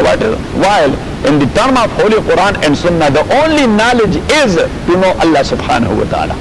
How you will know Allah subhanahu wa ta'ala? How you will know Allah subhanahu wa ta'ala? To study the Holy Quran and the Holy Sunnah of Rasulullah sallallahu alayhi wa sallam. لَقَدْ مَنَّ اللَّهُ عَلَى الْمُؤْمِنِينَ إِذْ بَعَثَ فِيهِمْ رَسُولًا مِّنْ أَنفُسِهِمْ يَتْلُو عَلَيْهِمْ آيَاتِهِ وَيُزَكِّيهِمْ. پھر تزکیہ اور سینکٹیفیکیشن یہ دو چیزوں سے ہوتا ہے. ایک بیڈ فیتھز اینڈ بلیفز اور دوسرا بیڈ ہیبٹس. ایک برے عقائد سے آپ کا تزکیہ کرنا اور دوسرا برے اعمال سے آپ کا تزکیہ کرنا. تو رسول اللہ صلی اللہ علیہ وسلم دونوں قسم کا تزکیہ کروا رہے تھے. انسانوں کا تزکیہ کروا رہے تھے برے عقائد سے, انہیں شرک و کفر سے نکال رہے تھے, اور مسلمانوں کا تزکیہ کروا رہے تھے برے عادات سے. ان کا تزکیہ کروا رہے تھے کس چیز سے؟ برے عادات سے, کہ بھائی یہ ہیٹڈ ایک دوسرے کے ساتھ, بغض رکھنا ایک دوسرے کے ساتھ, حسد اور جیلسی رکھنا ایک دوسرے کے ساتھ, بیک بائٹنگ کی عادت کو اپنانا, بہتان کے عادت کو اپنانا, چغل خوری کے عادت کو اپنانا, یہ ساری چیزیں یہ دل کی بیماریاں ہیں, روح کو لگ جاتی ہیں. کس کو لگ جاتی؟ روح کو. اور روح کو بیماری لگ جائے تو آٹومیٹکلی وہ جرمز لگ جاتے ہیں دل کو. وہ جرمز لگ جاتے ہیں کیونکہ وہ تو بلڈ میں آتے رہتے ہیں, اور یہ تو تمام ایک سلسلہ ہے, اور وہ لگ جاتے ہیں کہاں؟ آپ کے دماغ کو, اور دماغ سے پھر کنوے ہوتے ہیں آپ کے سارے آرگنز کو, اور آپ کی ساری لائف وہ ڈسٹرب ہو. تبھی تو نبی صلی اللہ علیہ وسلم نے فرمایا کہ الا ان فی الجسد مضغہ, الا ان فی الجسد مضغہ, خبردار انسانی جسم کے اندر گوشت کا ایک لوتڑا ہے. اذا صلحت صلح الجسد کلہ, اگر وہ سیف اینڈ ساؤنڈ ہے تو تمہارا سارا بدن سیف اینڈ ساؤنڈ ہے. وَإِذَا فَسَدَتْ فَسَدَ الْأَمْرُ كُلُّهُ, حضور پاک نے فرمایا اگر وہ انساؤنڈ ہے تو سارا بدن وہ ڈسٹرب ہے اور کنفیوز ہے. الا وہی القلب, حضور پاک نے فرمایا وہ لوتڑا, گوشت کا لوتڑا, وہ دل ہی ہے, وہ دل. اب یہ فزیکل پر آپ اپلائی کریں یا اسپرچول پر؟ فزیکلی دل گڑبڑ ہو جائے, آپ کے ہاتھ کس کام کے؟ پاؤں. Such is the case of your spiritual side. Spiritually وہ دل ڈسٹرب ہو جائے, گڑبڑ ہو جائے, what will be the ultimate result? You know the better. تو نبی صلی اللہ علیہ وسلم کی ایک جملے میں کمال کرتے, کیوں چوری صاحب پر رکھتی ہے دل سے جو بات نکل. اصل مسئلہ یہ ہے کہ پاور وہاں سے منتقل ہوتا ہے, صحیح گو کہ یعنی جو تدبیر کرتا ہے وہ دماغ کرتا ہے, لیکن دماغ یہ پاور کہاں سے گین کرتا ہے؟ یہ دل سے, کیونکہ فاؤنٹین آف پاور وہ تو دل ہی ہے. اور میں تو اس کی مثال دے دیتا ہوں ایکچولی, کہ پارلیمانی سسٹم آف گورنمنٹ میں سارے کام کرتے کون ہیں؟ وزیر اعظم, but not in his own name, in the name of the president of Pakistan, کیونکہ کانسٹیٹیوشنل پاور وہاں سے آتا رہتا ہے, کانسٹیٹیوشنل ہیڈ وہ ہوتا ہے. تو دل is just like the president of Pakistan.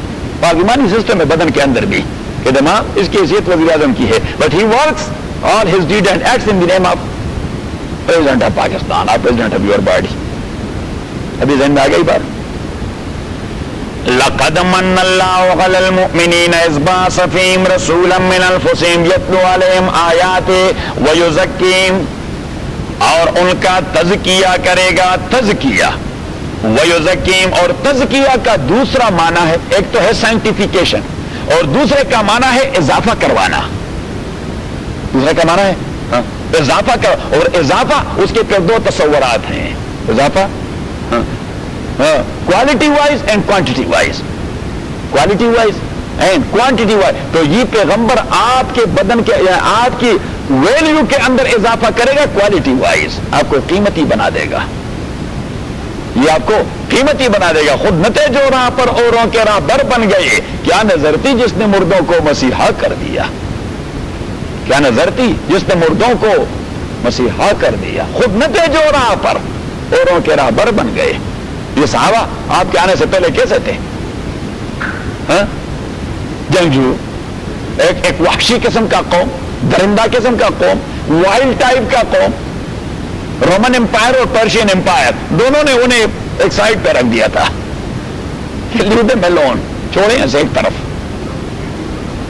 یہ ایسے, لیکن محمد آئے صلی اللہ علیہ وسلم, تو کتنے قیمتی لوگ بن گئے، دنیا کو انسانیت سے کھا دی۔ حضرت عمر تبھی ایک چراگاہ میں کھڑے تھے کہ عمر اپنے آپ کو جانو، محمد نہیں تھے تو ناکام چرواہے تھے، اسی چراگاہ میں بھیڑ بکریاں لا کے خالی پیٹ واپس لوٹاتے اور باپ سے تانے سننے پڑتے کہ عمر بڑے ناکام گڈریا ہو، تمہیں بھیڑ بکریاں چرانا بھی نہیں آتا۔ لیکن محمد نے آپ کو ایسا قیمتی بنا دیا کہ آج 22,54,000 مربع میل کو رول کر رہے ہیں، کوئی اعتراض نہیں آپ کے حکومت کے خلاف، کوئی کمپلینٹ نہیں کر رہا، آپ کا نام سن کے باطل کے ایوانوں میں لرزہ آ جاتا ہے، ختم کر دیتے۔ these were the customs of some tribes, not all of them. یہ کسٹمز تھے، مختلف قبائل کے اپنے اپنے کسٹمز تھے۔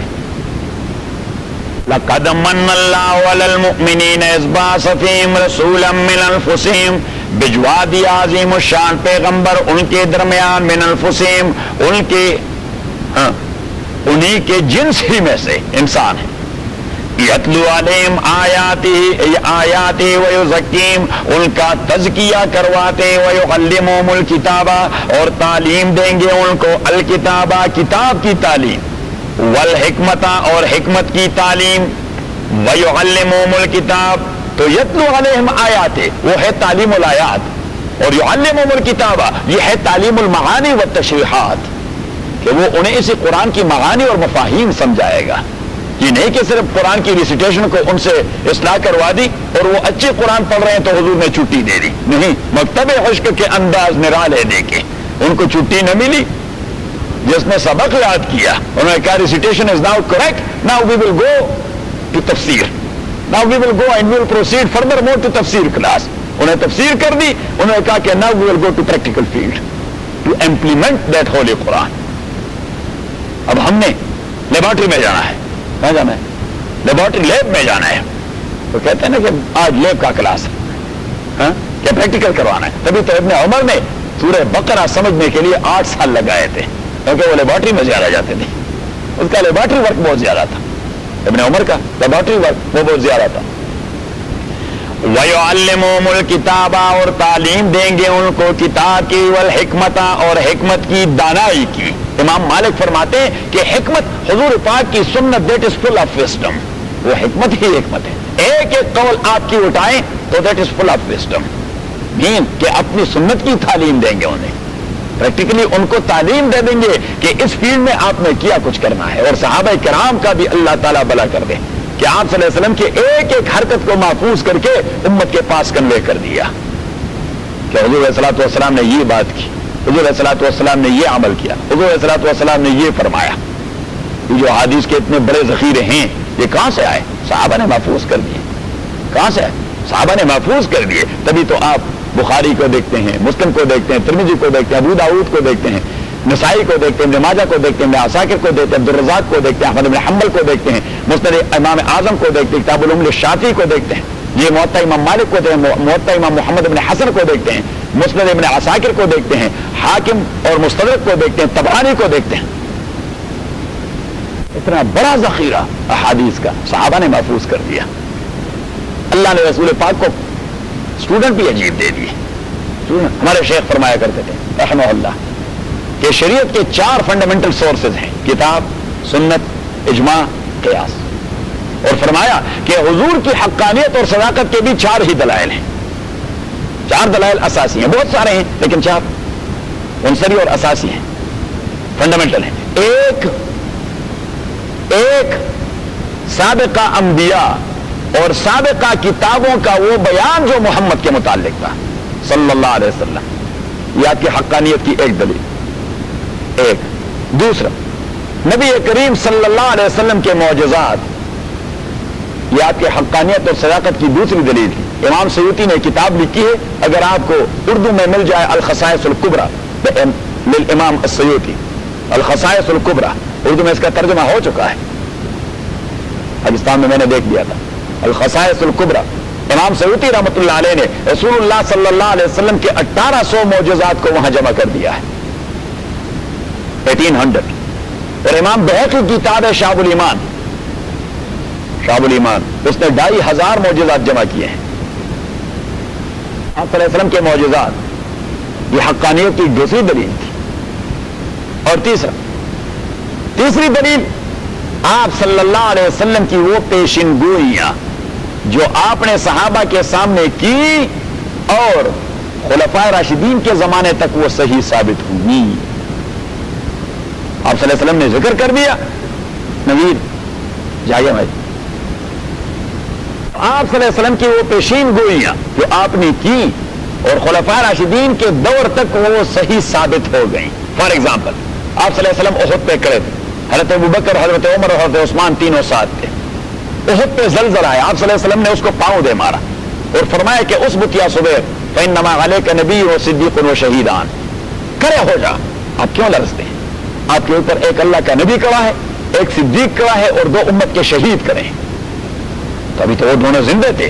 حضرت ابوبکر رضی اللہ تعالیٰ دونوں کو دیکھ لیا، ہنی اللہ کو ماں، آپ دونوں کو مبارک ہو شہادت. دونوں بعد میں شہید ہی ہو گئے. یہ تھی آپ کی پیشین گوئی. ہاں وہ تو ڈائریکٹ ہے نا. وہ ہارٹ لائن پہ تھے، وہ رسول اللہ صلی اللہ علیہ وسلم کے ساتھ ہارٹ لائن پہ ڈائریکٹ تھے. ڈائریکٹ یا نبی صلی اللہ علیہ وسلم نے حضرت علی رضی اللہ تعالیٰ کو بلایا اور اسے کہہ دیا کہ علی اشقل اولین عاقر ناقۃ صالح و اشقل آخرین قاتلک. سابقہ امتوں میں بدبخت آدمی وہ تھا جس نے حضرت صالح علیہ السلام کی اونٹنی کو شہید کر دیا، اور میری امت میں بدبخت آدمی وہ ہے جو آپ کو شہید کرے گا. شہادت کی اطلاع دے دی. حضرت علی بعد میں شہید ہو گئے.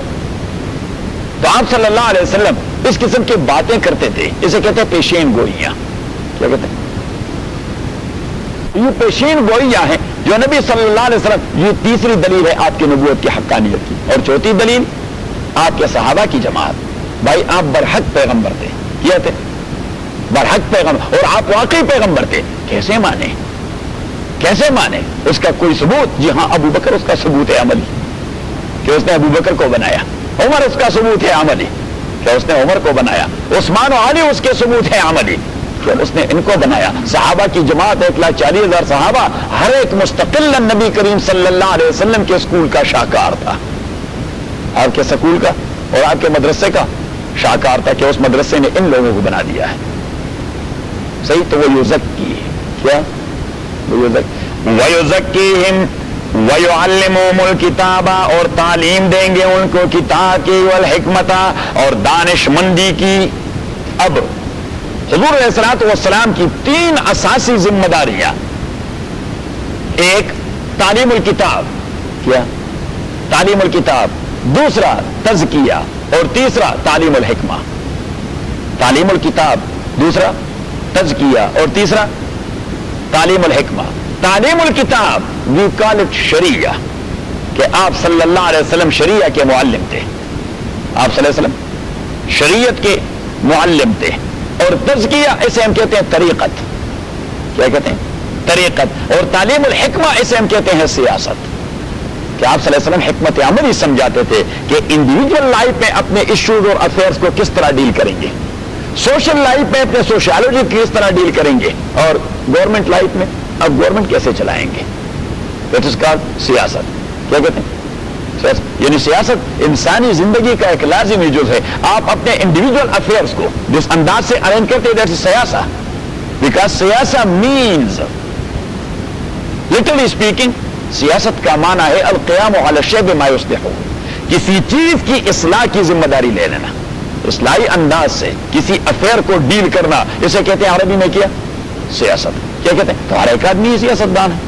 اب چودھری صاحب اپنے گھر کے معاملات جو طے کر رہے ہیں، دیٹ از سیاسہ، کہ بھائی کس طرح ہینڈل کرنے میں نے اپنے گھر کے معاملات، میں نے اپنے گھر کے معاملات. سوسائٹی میں آپ رہتے ہیں، آپ اپنے سوشل لائف کے معاملات کس طرح ہینڈل کرتے ہیں، اپنے بزنس کو اور اپنی مسجد والے لائف کو اور سوشل لائف کو، کسی کے پاس شادی میں جانے کو، اور آپ کچھ ارینجمنٹ کرتے ہیں اس حوالے سے کہ نہیں کرتے. That is called سیاسہ. القیام علی الشیء بما یصلح، کہ آپ کی زندگی وہ منظم رہے. آپ نے یہ ذمہ داری لے لی ہے کہ میں اپنی زندگی کو منظم بناؤں گا. تو کسی اپنی لائف کو منظم بنانا اسے کہتے ہیں سیاست. اگر آپ کسی اسٹیٹ کی ذمہ داری لیں کہ میں نے ان کے اسٹیٹ افیئرس کو منظم بنانا ہے، دیٹ از کالڈ السیاست المدنیہ. کیا کہتے ہیں اسے؟ السیاست المدنیہ، کہ اسٹیٹ کی سیاست وہ آپ کیسے کریں گے. تو نبی کریم صلی اللہ علیہ وسلم کی 3 ذمہ داریاں. ایک شریعت. کیا؟ شریعت. اور شریعت کا معنی ہے راستہ دکھانا. کیا ہے؟ راستہ دکھانا. اور دوسرا ہے طریقت, راستے پہ چلنے کی قوت پیدا کرنا. راستے پہ چلنے کی قوت پیدا کرنا. اور تیسری ہے سیاست, راستے میں پڑے ہوئے ہارڈرز کو ہٹانا. کبھی کبھار فری میں موجود ہوتا ہے لیکن آپ کے پاس گاڑی نہیں, راستے پہ چلنے کی قوت نہیں, راستے پہ یا گاڑی ہے آپ کے پاس لیکن وہ جل گئی ہے, اس کا انجن کا بیڑا غرق ہو گیا ہے, یا انجن بھی ٹھیک ٹھاک ہے لیکن آپ کو گیسولین نہیں مل رہا. گیسولین مل رہا ہے لیکن وہ سٹارٹ نہیں ہو رہا, بیٹری اس کی خراب ہے. صحیح ہے. تو طریقت کا معنی ہے کہ انٹرنلی آپ کے جو پرزے ہیں اسے آپ قابل عمل کیسے بنائیں گے. انٹرنلی تزکیہ کہ وہاں سے جتنے سارے ڈیفیکٹس ہیں, حسد کا ڈیفیکٹس ہے آپ کے اندر, بغض کا ڈیفیکٹ ہے, جیلسی کا ہے, فلاں ہے, وہ ساری خباثتیں ہیں اندر. تو ان خباثتوں سے اپنے اندر کے سول, ہارٹ اینڈ مائنڈ کو صاف کرنا, اسے کہتے ہیں طریقت. اسے کہتے ہیں کیا؟ طریقت. یہ جو ہمارے بزرگان دین جو ارباب طریقت ہوتے ہیں, آپ نے نام تو سنا ہوگا, یہ نقش بندی صاحب ہیں, اور آپ نے سنا ہوگا یہ چشتی ہیں, اور سنا ہوگا کہ یہ سروردی ہیں, اور یہ قادری ہیں. یہ چار طریقے ہیں, صحابہ کرام سے تسلسل سے چلے آ رہے ہیں. ان میں سے صرف ایک ہی طریقہ نقش بندیہ حضرت ابوبکر سے ہے, اور باقی تینوں طریقے حضرت علی بن ابی طالب سے ہیں رضی اللہ تعالیٰ عنہ. اب اس طریقت کا مفہوم کیا ہے؟ کسی متقی عالم کے ہاتھ پر یہ پلیج کرنا کہ میں نے آج کے بعد اپنی زندگی کو قرآن و سنت کے قالب میں ڈالنا ہے. بیعت کا معنی ہے پلیج. بیعت کا معنی ہے پلیج. صحابہ کرام تو حضور کو دے دیتے, صحابہ کرام یہ پلیج دے دیتے کس کو؟ حضور پاک صلی اللہ علیہ وسلم کو. قرآن کریم نے دوسری جگہ فرمایا کہ ان الذین یبایعونک تحت الشجرہ انما یبایعون اللہ. وہ لوگ جو شجرہ کے نیچے بیٹھے تھے اور آپ کو پلیج دے رہے تھے ہاتھ میں ہاتھ ڈال کر, اصل میں وہ پلیج دے رہے تھے اللہ تعالیٰ کو. تو صحابہ کرام وہ تو پلیج دیتے رہے ان کو, تابعین پلیج دیتے رہے صحابہ کرام کو. تو وہ سلسلہ وہاں سے ہو کے چلا آیا. حضرت ابوبکر رضی اللہ تعالیٰ والے سلسلے میں ایک بزرگ آئے, شیخ بہاؤالدین نقشبند رحمہ اللہ. شیخ بہاؤالدین نقشبند رحمہ اللہ. تو سلسلہ تو وہی ہے لیکن دنیا میں پھیلایا اس نے بہت زیادہ, اس لیے اس کا نام ہی پڑ گیا نقشبندیہ. دین تو وہی ہے جو نبی کریم صلی اللہ علیہ وسلم سے صحابہ لے چکے ہیں, لیکن امام ابو حنیفہ رحمۃ اللہ علیہ نے انٹرپریٹیشن کے حوالے سے دنیا میں پھیلایا بہت, تو ایک مذہب کا نام پڑ گیا حنفیت. کیا پڑ گیا؟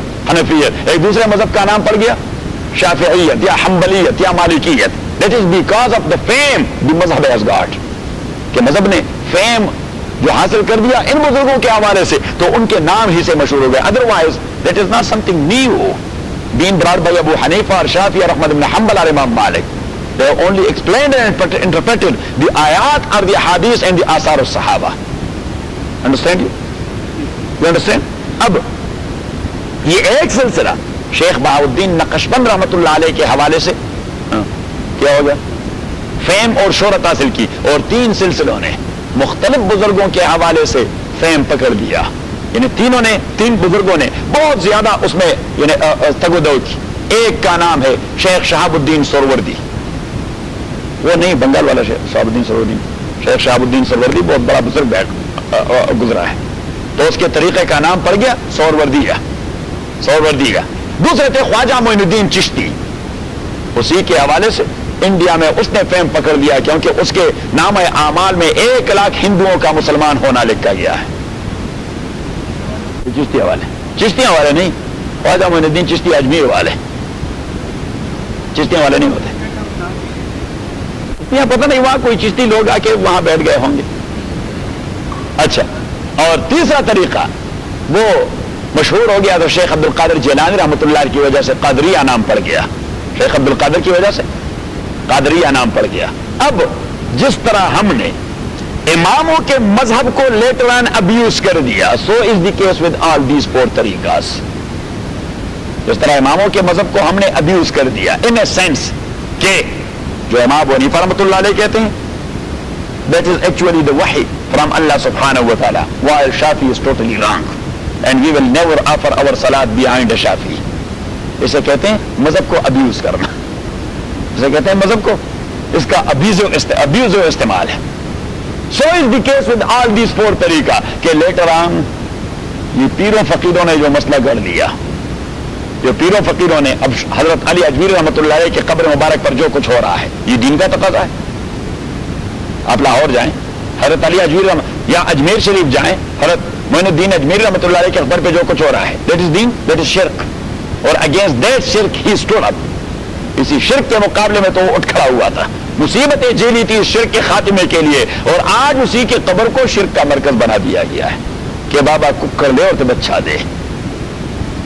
تو کہ اس کی تعلیم یہ تھی کہ بھائی بچہ دینے والا صرف اللہ تعالیٰ ہے، اگر آپ نے مانگنا ہے تو اللہ سے مانگنا ہے. تو اب یہ ہے کہ اس کو اتنا ابیوز کیا گیا کہ لوگوں نے اسے پروفیشن بنا دیا. اللہ اکبر، انا للہ و انا الیہ راجعون. اچھا، تو اتنا ابیوز کر دیا انہوں نے کہ اب لوگ بیٹھے ہیں جاہل، جو نہ خدا کو جانتے ہیں نہ رسول کو جانتے ہیں، نہ انہیں سمجھے قرآن کی، نہ انہیں سمجھے سنت کی. ایون وہ نہیں جاتے فنڈامنٹلز آف اسلام، اور پیر بنے ہوئے ہیں، بیٹھے ہوئے ہیں، اور لوگ آ کے ان کے جیب میں پیسے ڈالتے ہیں، اور وہ رشد و ہدایت کے سجادے پر بیٹھے ہوئے اس لیے کہ ان کے خاندان میں کوئی بڑا نیک آدمی گزر چکا تھا. مخدومین، مخدومین. اب مخدوموں کا کردار آپ کو معلوم نہیں؟ معلوم ہے کہ نہیں؟ آپ نے جا کے اس پہ ریسرچ کرنی ہے کہ سندھ میں جتنے پیر صاحبان بڑے لوگوں کے سجادوں پر بیٹھے ہوئے ہیں اور گدیوں پر بیٹھے ہوئے ہیں، وہ کیسے لوگ ہیں؟ شراب میں دھت. اور صرف سندھ میں نہیں، پنجاب میں بھی وہ گدیوں پر بیٹھے ہوئے ہیں، شراب میں پتہ نہیں رنڈی بازی کرنا. اللہ تعالیٰ رحم فرمائے. دین سے کوئی تعلق نہیں، نماز نہیں پڑھتے، کہتے ہیں یہ جی پیر صاحب ہیں، پیر مخدوم صاحب ہیں، حضرت صاحب ہیں، صاحبزادہ صاحب ہیں. صاحب مولانا نے تو یہی رونا رویا تھا، مولانا جلال الدین رومی رحمۃ اللہ علیہ نے، کہ کار شیطان میں کند نہ مشولی، کار شیطان میں کند نہ مشولی گر ولی ای نست لعنت بر ولی. کہ کام سارے شیطانوں کے، اور ٹائٹل لگا دیا ہے کہ میں ولی آدمی ہوں، لوگوں کو رشد و ہدایت کے راستے پر لگا رہا. وہ کہتے ہیں کہ ولی کا اگر یہی مفہوم ہے تو ولیوں پر خدا کی لعنت ہو. تو پیروں کا اگر یہی مفہوم ہے ایسے ولیوں پہ لعنت ہو. تو کار شیطان میں کند نہ مشولی گر ولی ای نست لعنت. اگر ولی یہ ہے تو ولی پر لعنت ہونی چاہیے.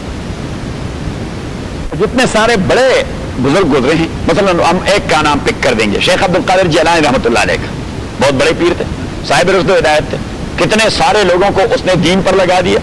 تو اس کا ایک جملہ پلے باندھ دیے، اس کا ایک جملہ پلے باندھ دیے کہ اذا رأیتم رجلا یطیر فی الہواء یسبح علی الماء. جب آپ نے کسی کو دیکھ لیا پیری کا دعوے دار ہے، ہوا میں اڑتا ہے یا اوشن پہ تیرتا ہے، فلا تغدوا فی شیء. شیخ جیلانی نے فرمایا اسے ولی نہ سمجھیے حتی توردوا علی الکتاب والسنہ. ولی کی پہچان ہوا پہ اڑنا اور اوشن پر تیرنا نہیں، ولی کی پہچان یہ کہ 24 گھنٹے کی زندگی میں کتاب و سنت کے کتنے تابع ہیں. بس پھر آپ پک کر سکیں گے اپنے لیے.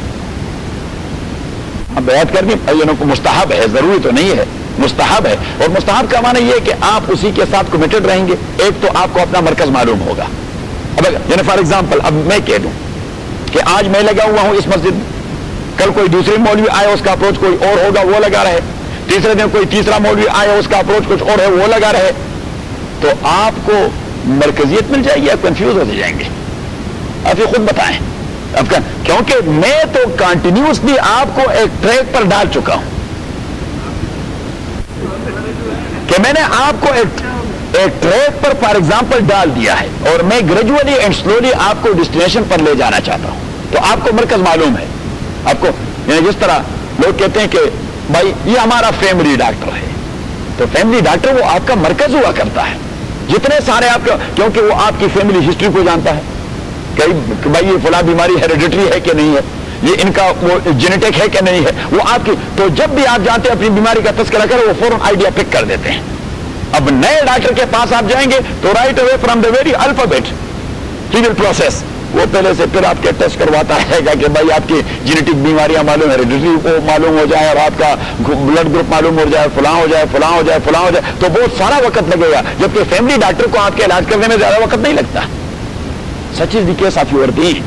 If you will make a alim your markaz and center that I will seek only his fatwa and I will follow that, then you will right away leads toward Allah subhanahu wa ta'ala. Otherwise you will make yourself a confused one, a disturbed one. And so is the case of your murshid. I will not say پیر. کیوں پیر کا یہ پیر ہے, یہ فارسی کا لفظ ہے جس کا معنی ہے بوڑھا. کیا معنی ہے؟ بوڑھا. تو چونکہ اس زمانے میں جتنے سارے بزرگ ہوا کرتے تھے وہ بوڑھے ہوا کرتے, بہت ساری محنتوں کے بعد وہ پیر بنتے, تو اس لیے ان کا نام پیر پڑ گیا. کیا پڑ گیا؟ پیر صاحب پڑ گیا. پیر صاحب. اور پیر صاحب کے لفظ کو لوگوں نے اتنا ایکسپلائٹ کر دیا کہ اللہ تعالیٰ رحم فرمائے, خصوصاً پنجاب اور سندھ میں. ہمارے یہاں نہیں ہوتا. ہمارے یہاں پٹھان لوگ وہ مولوی کو مانتے, پیر میر کو نہیں مانتے. نہیں, وہ اس دن میں نے کسی سے کہہ دیا, میں نے کہا اللہ تعالیٰ معاف فرمائے کہ پٹھان تو اتنے ضدی لوگ ہیں اور اتنے اناڑی ہیں کہ انہوں نے خدا کو بھی بڑی مشکل سے مان لیا. وہ تو اناڑی ہیں, ضدی ہیں, پیر کو خاک مانیں گے. بس وہ عالم کو مانتے. عالم اگر پیر بھی ہو لیکن علم کے حوالے سے مانتے ہمارے شیخ صاحب ہیں, کیا اس سے کہے گا ہمیں کچھ وظیفہ دے دیں, نفس کی اصلاح ہو جائے, یہ تکلیف ہے, ہمیں کوئی وظیفہ دے دیں. صحیح. تو اصل میں آپ جب کمیٹڈ ہو جاتے ہیں ایک صاحب طریقت سے, صاحب طریقت means a person who follows the holy Quran and Sunnah of Rasulullah sallallahu alaihi wasallam in his personal life. So he will guide you towards that very path which he has adopted and which he is going to be practiced by him. تو وہ آپ کو اسی راستے پر لگائے گا. اچھا, جب آپ اس کے ساتھ کمیٹڈ ہوں گے تو اپنے آپ کے تمام ہسٹوریکل بیک گراؤنڈ اس کو معلوم ہوگا, اور اس کو یہ بھی معلوم ہوگا کہ اس کو میں کیا کچھ سکھا چکا ہوں اور یہ کہاں تک جا پہنچا. اس لیے اس عمل کو کہتے ہیں سلوک. کیا کہتے ہیں؟ سلوک. سلوک کا معنی ہے جب آپ کسی راستے کے دونوں طرف دیوار لگا دیں اور درمیان میں کوئی آدمی آپ کو اس میں ڈال دے کہ آپ اسی راستے کو لے لیں, اس کا معنی ہے سلوک. تو وہ دو دیواروں کے درمیان آپ کو ایک راستے پر ڈال چکے ہیں کہ آپ نے اس راستے کو چھوڑنا نہیں. آپ نے اس راستے کو, اگر آپ تھوڑی دیر کے لیے 405 پر چلیں اور پھر آپ 5 لے لیں اور پھر 5 سے 99 پر چلے جائیں اور پھر 99 سے 110 پر چلے جائیں اور 110 سے پھر واپس 118 پر چلے جائیں, میرے خیال میں قیامت تک آپ پامڈیل نہ پہنچ سکیں گے. So is the case of that سلوک کہ اگر آپ ایک شیخ کے ساتھ کمیٹڈ رہے, ایک شیخ کے ساتھ کمیٹڈ, تو آپ کا سارا ہسٹوریکل بیک گراؤنڈ اور ان دو دیواروں کے درمیان راستے میں آپ کتنے جا چکے ہیں وہ اس سب کچھ کو جانتا ہے, تو وہ آپ کو فردر مور وہ گائیڈ کرتا جائے گا کہ آپ اس طرح چلے جائیں. اور وہ روڈ میپ ہے. آپ چھوڑیں باقی شیخوں کو, آپ کا شیخ تو میں ہوں, بس سامنے بیٹھا ہوں, بس آپ نے کسی اور کے پاس نہیں جانا. امام ابو حنیفہ رحمۃ اللہ علیہ اپنے آپ کو طریقت کا شیخ نہیں کہتے تھے. اچھا, یتلو علیہم آیاتی ویزکیہم. اب دیکھیے شریعت ہم نے اس کی تعبیر کر دی راستہ. تو صاحب ہم نے شریعت کی تعبیر کر دی راستہ کہ یہ پیغمبر راستہ دکھا رہا ہے. تو کبھی راستہ تو ہوتا ہے بہت کلیئر کٹ, 118 کی طرف وسیع قسم کا اور براڈ قسم کا اور واس قسم کا فری وے, لیکن آپ کے پاس گاڑی نہیں, چلنے کی قوت نہیں, گیسولین نہیں. صحیح. تو یہ طریقت آپ کے ان سائڈ کانشیس کو صاف کر کے ڈیفیکٹ نکال کے آپ کی گاڑی کو چلنے کے برابر چلنے کے قابل بنا دیتا ہے. چلے, اسے کہتے ہیں طریقت. اب آپ کے پاس راستہ بھی ہے, چلنے کی قوت بھی ہے, لیکن راستے میں ہرڈل ہیں. ریڈیو نے کہہ دیا کہ accident is occurred there, road is blocked. پھر آپ نے سیاست کا سہارا لینا ہوگا کہ ہرڈلز میں نے کیسے ختم کرنے. تو نبی کریم صلی اللہ علیہ وسلم نے تینوں کے تینوں طریقے اور صرف تعلیم سے نہیں دکھائے, پریکٹیکلی دکھائے. کیسے دکھائے؟ پریکٹیکلی دکھائے کہ یہ ہے راستہ, یہ ہے تزکیہ اور یہ ہے سیاست اور حکمت. ان کانوا من قبل لفی ضلال مبین, اور تاکید تھے یہ لوگ من قبل اس سے پہلے لفی ضلال مبین, ظاہر گمراہی میں پڑے ہوئے تھے. نہ انہیں راستے کا کوئی پتہ, نہ ان میں چلنے کی قوت, اور نہ انہیں ہڈل ہٹانے کا کوئی طریقہ آتا تھا. اولما اصابتکم مصیبت, اب رائٹ اوے واپس غزوہ احد پر دیکھیے, یہ ہے حکمت عملی اللہ تعالیٰ کی کہ کس طرح ذہن سازی کر رہا ہے. درمیان میں اہم پوائنٹ لگا دیتا ہے, اہم پوائنٹ, اور پھر واپس قصے پر چلا جاتا ہے, پھر پوائنٹ لگا لیتا ہے, پھر وہ قصے پر واپس چلا جاتا ہے.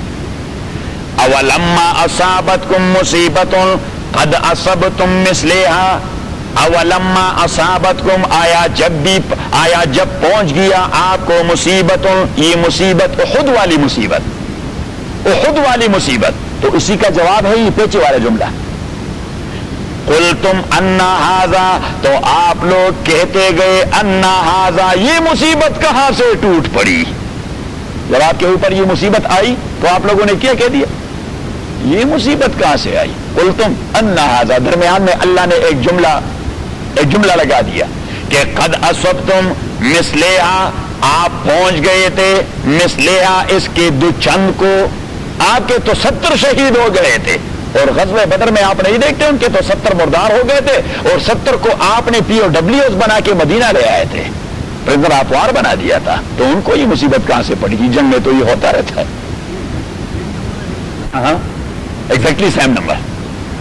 اولما اصابتکم مصیبت، آیا جب پہنچ گئے آپ کو مصیبت احد والی، قلتم انا ھذا، تو آپ لوگوں نے کہہ دیا کہاں سے آ گئی مصیبت، کہاں سے آ گئی مصیبت؟ وقد اصبتم مثلھا، حالانکہ آپ وقد اصبتم مثلھا، حالانکہ آپ پہنچا چکے تھے ان کو اس کی دو چند مصیبت آپ ان کو پہنچا چکے تھے غزوہ بدر میں. 70 کو قتل کر دیا تھا اور 70 کو گرفتار کر کے لائے تھے، تو وہ بھی آپ کے رحم و کرم پر تھے، وہ بھی ہاں آپ کے رحم و کرم. تو آپ نے تو 140 کا بیڑا غرق کر دیا تھا اور آپ میں صرف 70 شہید ہو گئے. پھر آپ کہتے ہیں قلتم، آپ کہتے رہے اللہ ھذا، یہ مصیبت کہاں سے آئی؟ تو اللہ کریم نے زبردست جواب دیا. ایسا نہیں کہا کہ یہ اللہ کی جانب سے، فرمایا کہ قل، میرے پیغمبر انہیں کہہ دیجئے ھو من عند انفسکم، یہ مصیبت آپ کے اوپر آپ لوگوں کی وجہ سے آئی. اگر آپ جبل الرحمہ سے نیچے نہ آتے اور نص اور ٹیکسٹ کے مقابلے میں آپ اجتہاد نہ کرتے، بس یہ ایک پوائنٹ ٹک کر دیں کہ جہاں قرآن کا واضح حکم اور پیغمبر کی واضح سنت اور حدیث موجود ہو اور وہاں آپ مائنڈ اپلائی کریں گے تو اللہ کتنا ناراض ہوتا ہے. آپ کہہ دیجئے، حالانکہ انہوں نے بھی اجتہاد کیا تھا اور اجتہاد بھی کچھ معقول سا تھا. اجتہاد کیسا تھا؟ معقول اجتہاد تھا، معقول، لیکن مرضی اجتہاد نہیں تھا. مرضی کا مان لائق اجتہاد نہیں تھا اللہ تعالیٰ کو، تو نتیجہ کیا ہوا؟ قل، آپ کہہ دیجئے ہوا من عند انفسکم، یہ مصیبت من عند انفسکم، آپ کے اپنی وجہ سے، آپ کے ہاتھوں کی وجہ سے، آپ کے کردار کی وجہ سے مصیبت آپ کے اوپر ٹوٹ پڑی. ایک دوسری جگہ اللہ کریم نے فرمایا کہ وما اصاب من مصیبت فبما کسبت ایدیکم، جو بھی مصیبت آپ لوگوں کے اوپر ٹوٹ پڑتی ہے فبما کسبت ایدیکم، وہ آپ کے کردار کا ریفلیکشن ہوتا ہے، وہ آپ کے کردار کا الٹیمیٹ ریزلٹ ہوتا ہے. اور فرمائے وَيَعْفُو عَنْ كَثِيرٍ، یہ تو اللہ بڑے مہربان ہے، بہت ساری چیزوں کو اگنور بھی کر دیتا ہے. اگر ان کو بھی ریفلیکٹ کر دیتا تو کب کا آپ لوگوں کا بیڑا غرق ہوتا. صحیح. اور ایک دوسری جگہ فرمایا کہ ظہر الفساد فی البر والبحر بما کسبت ایدی الناس، خشکی اور اوشن میں جتنے سارے فسادات ابھرتے ہیں یہ لوگوں کے اعمال کا نتیجہ ہوتا ہے. میرے ایک بھتیجے نے باٹنی میں اپنے تیسر لکھے تھے، تو اس کا جو ایڈوائزر تھا وہ مذہبی فکر کا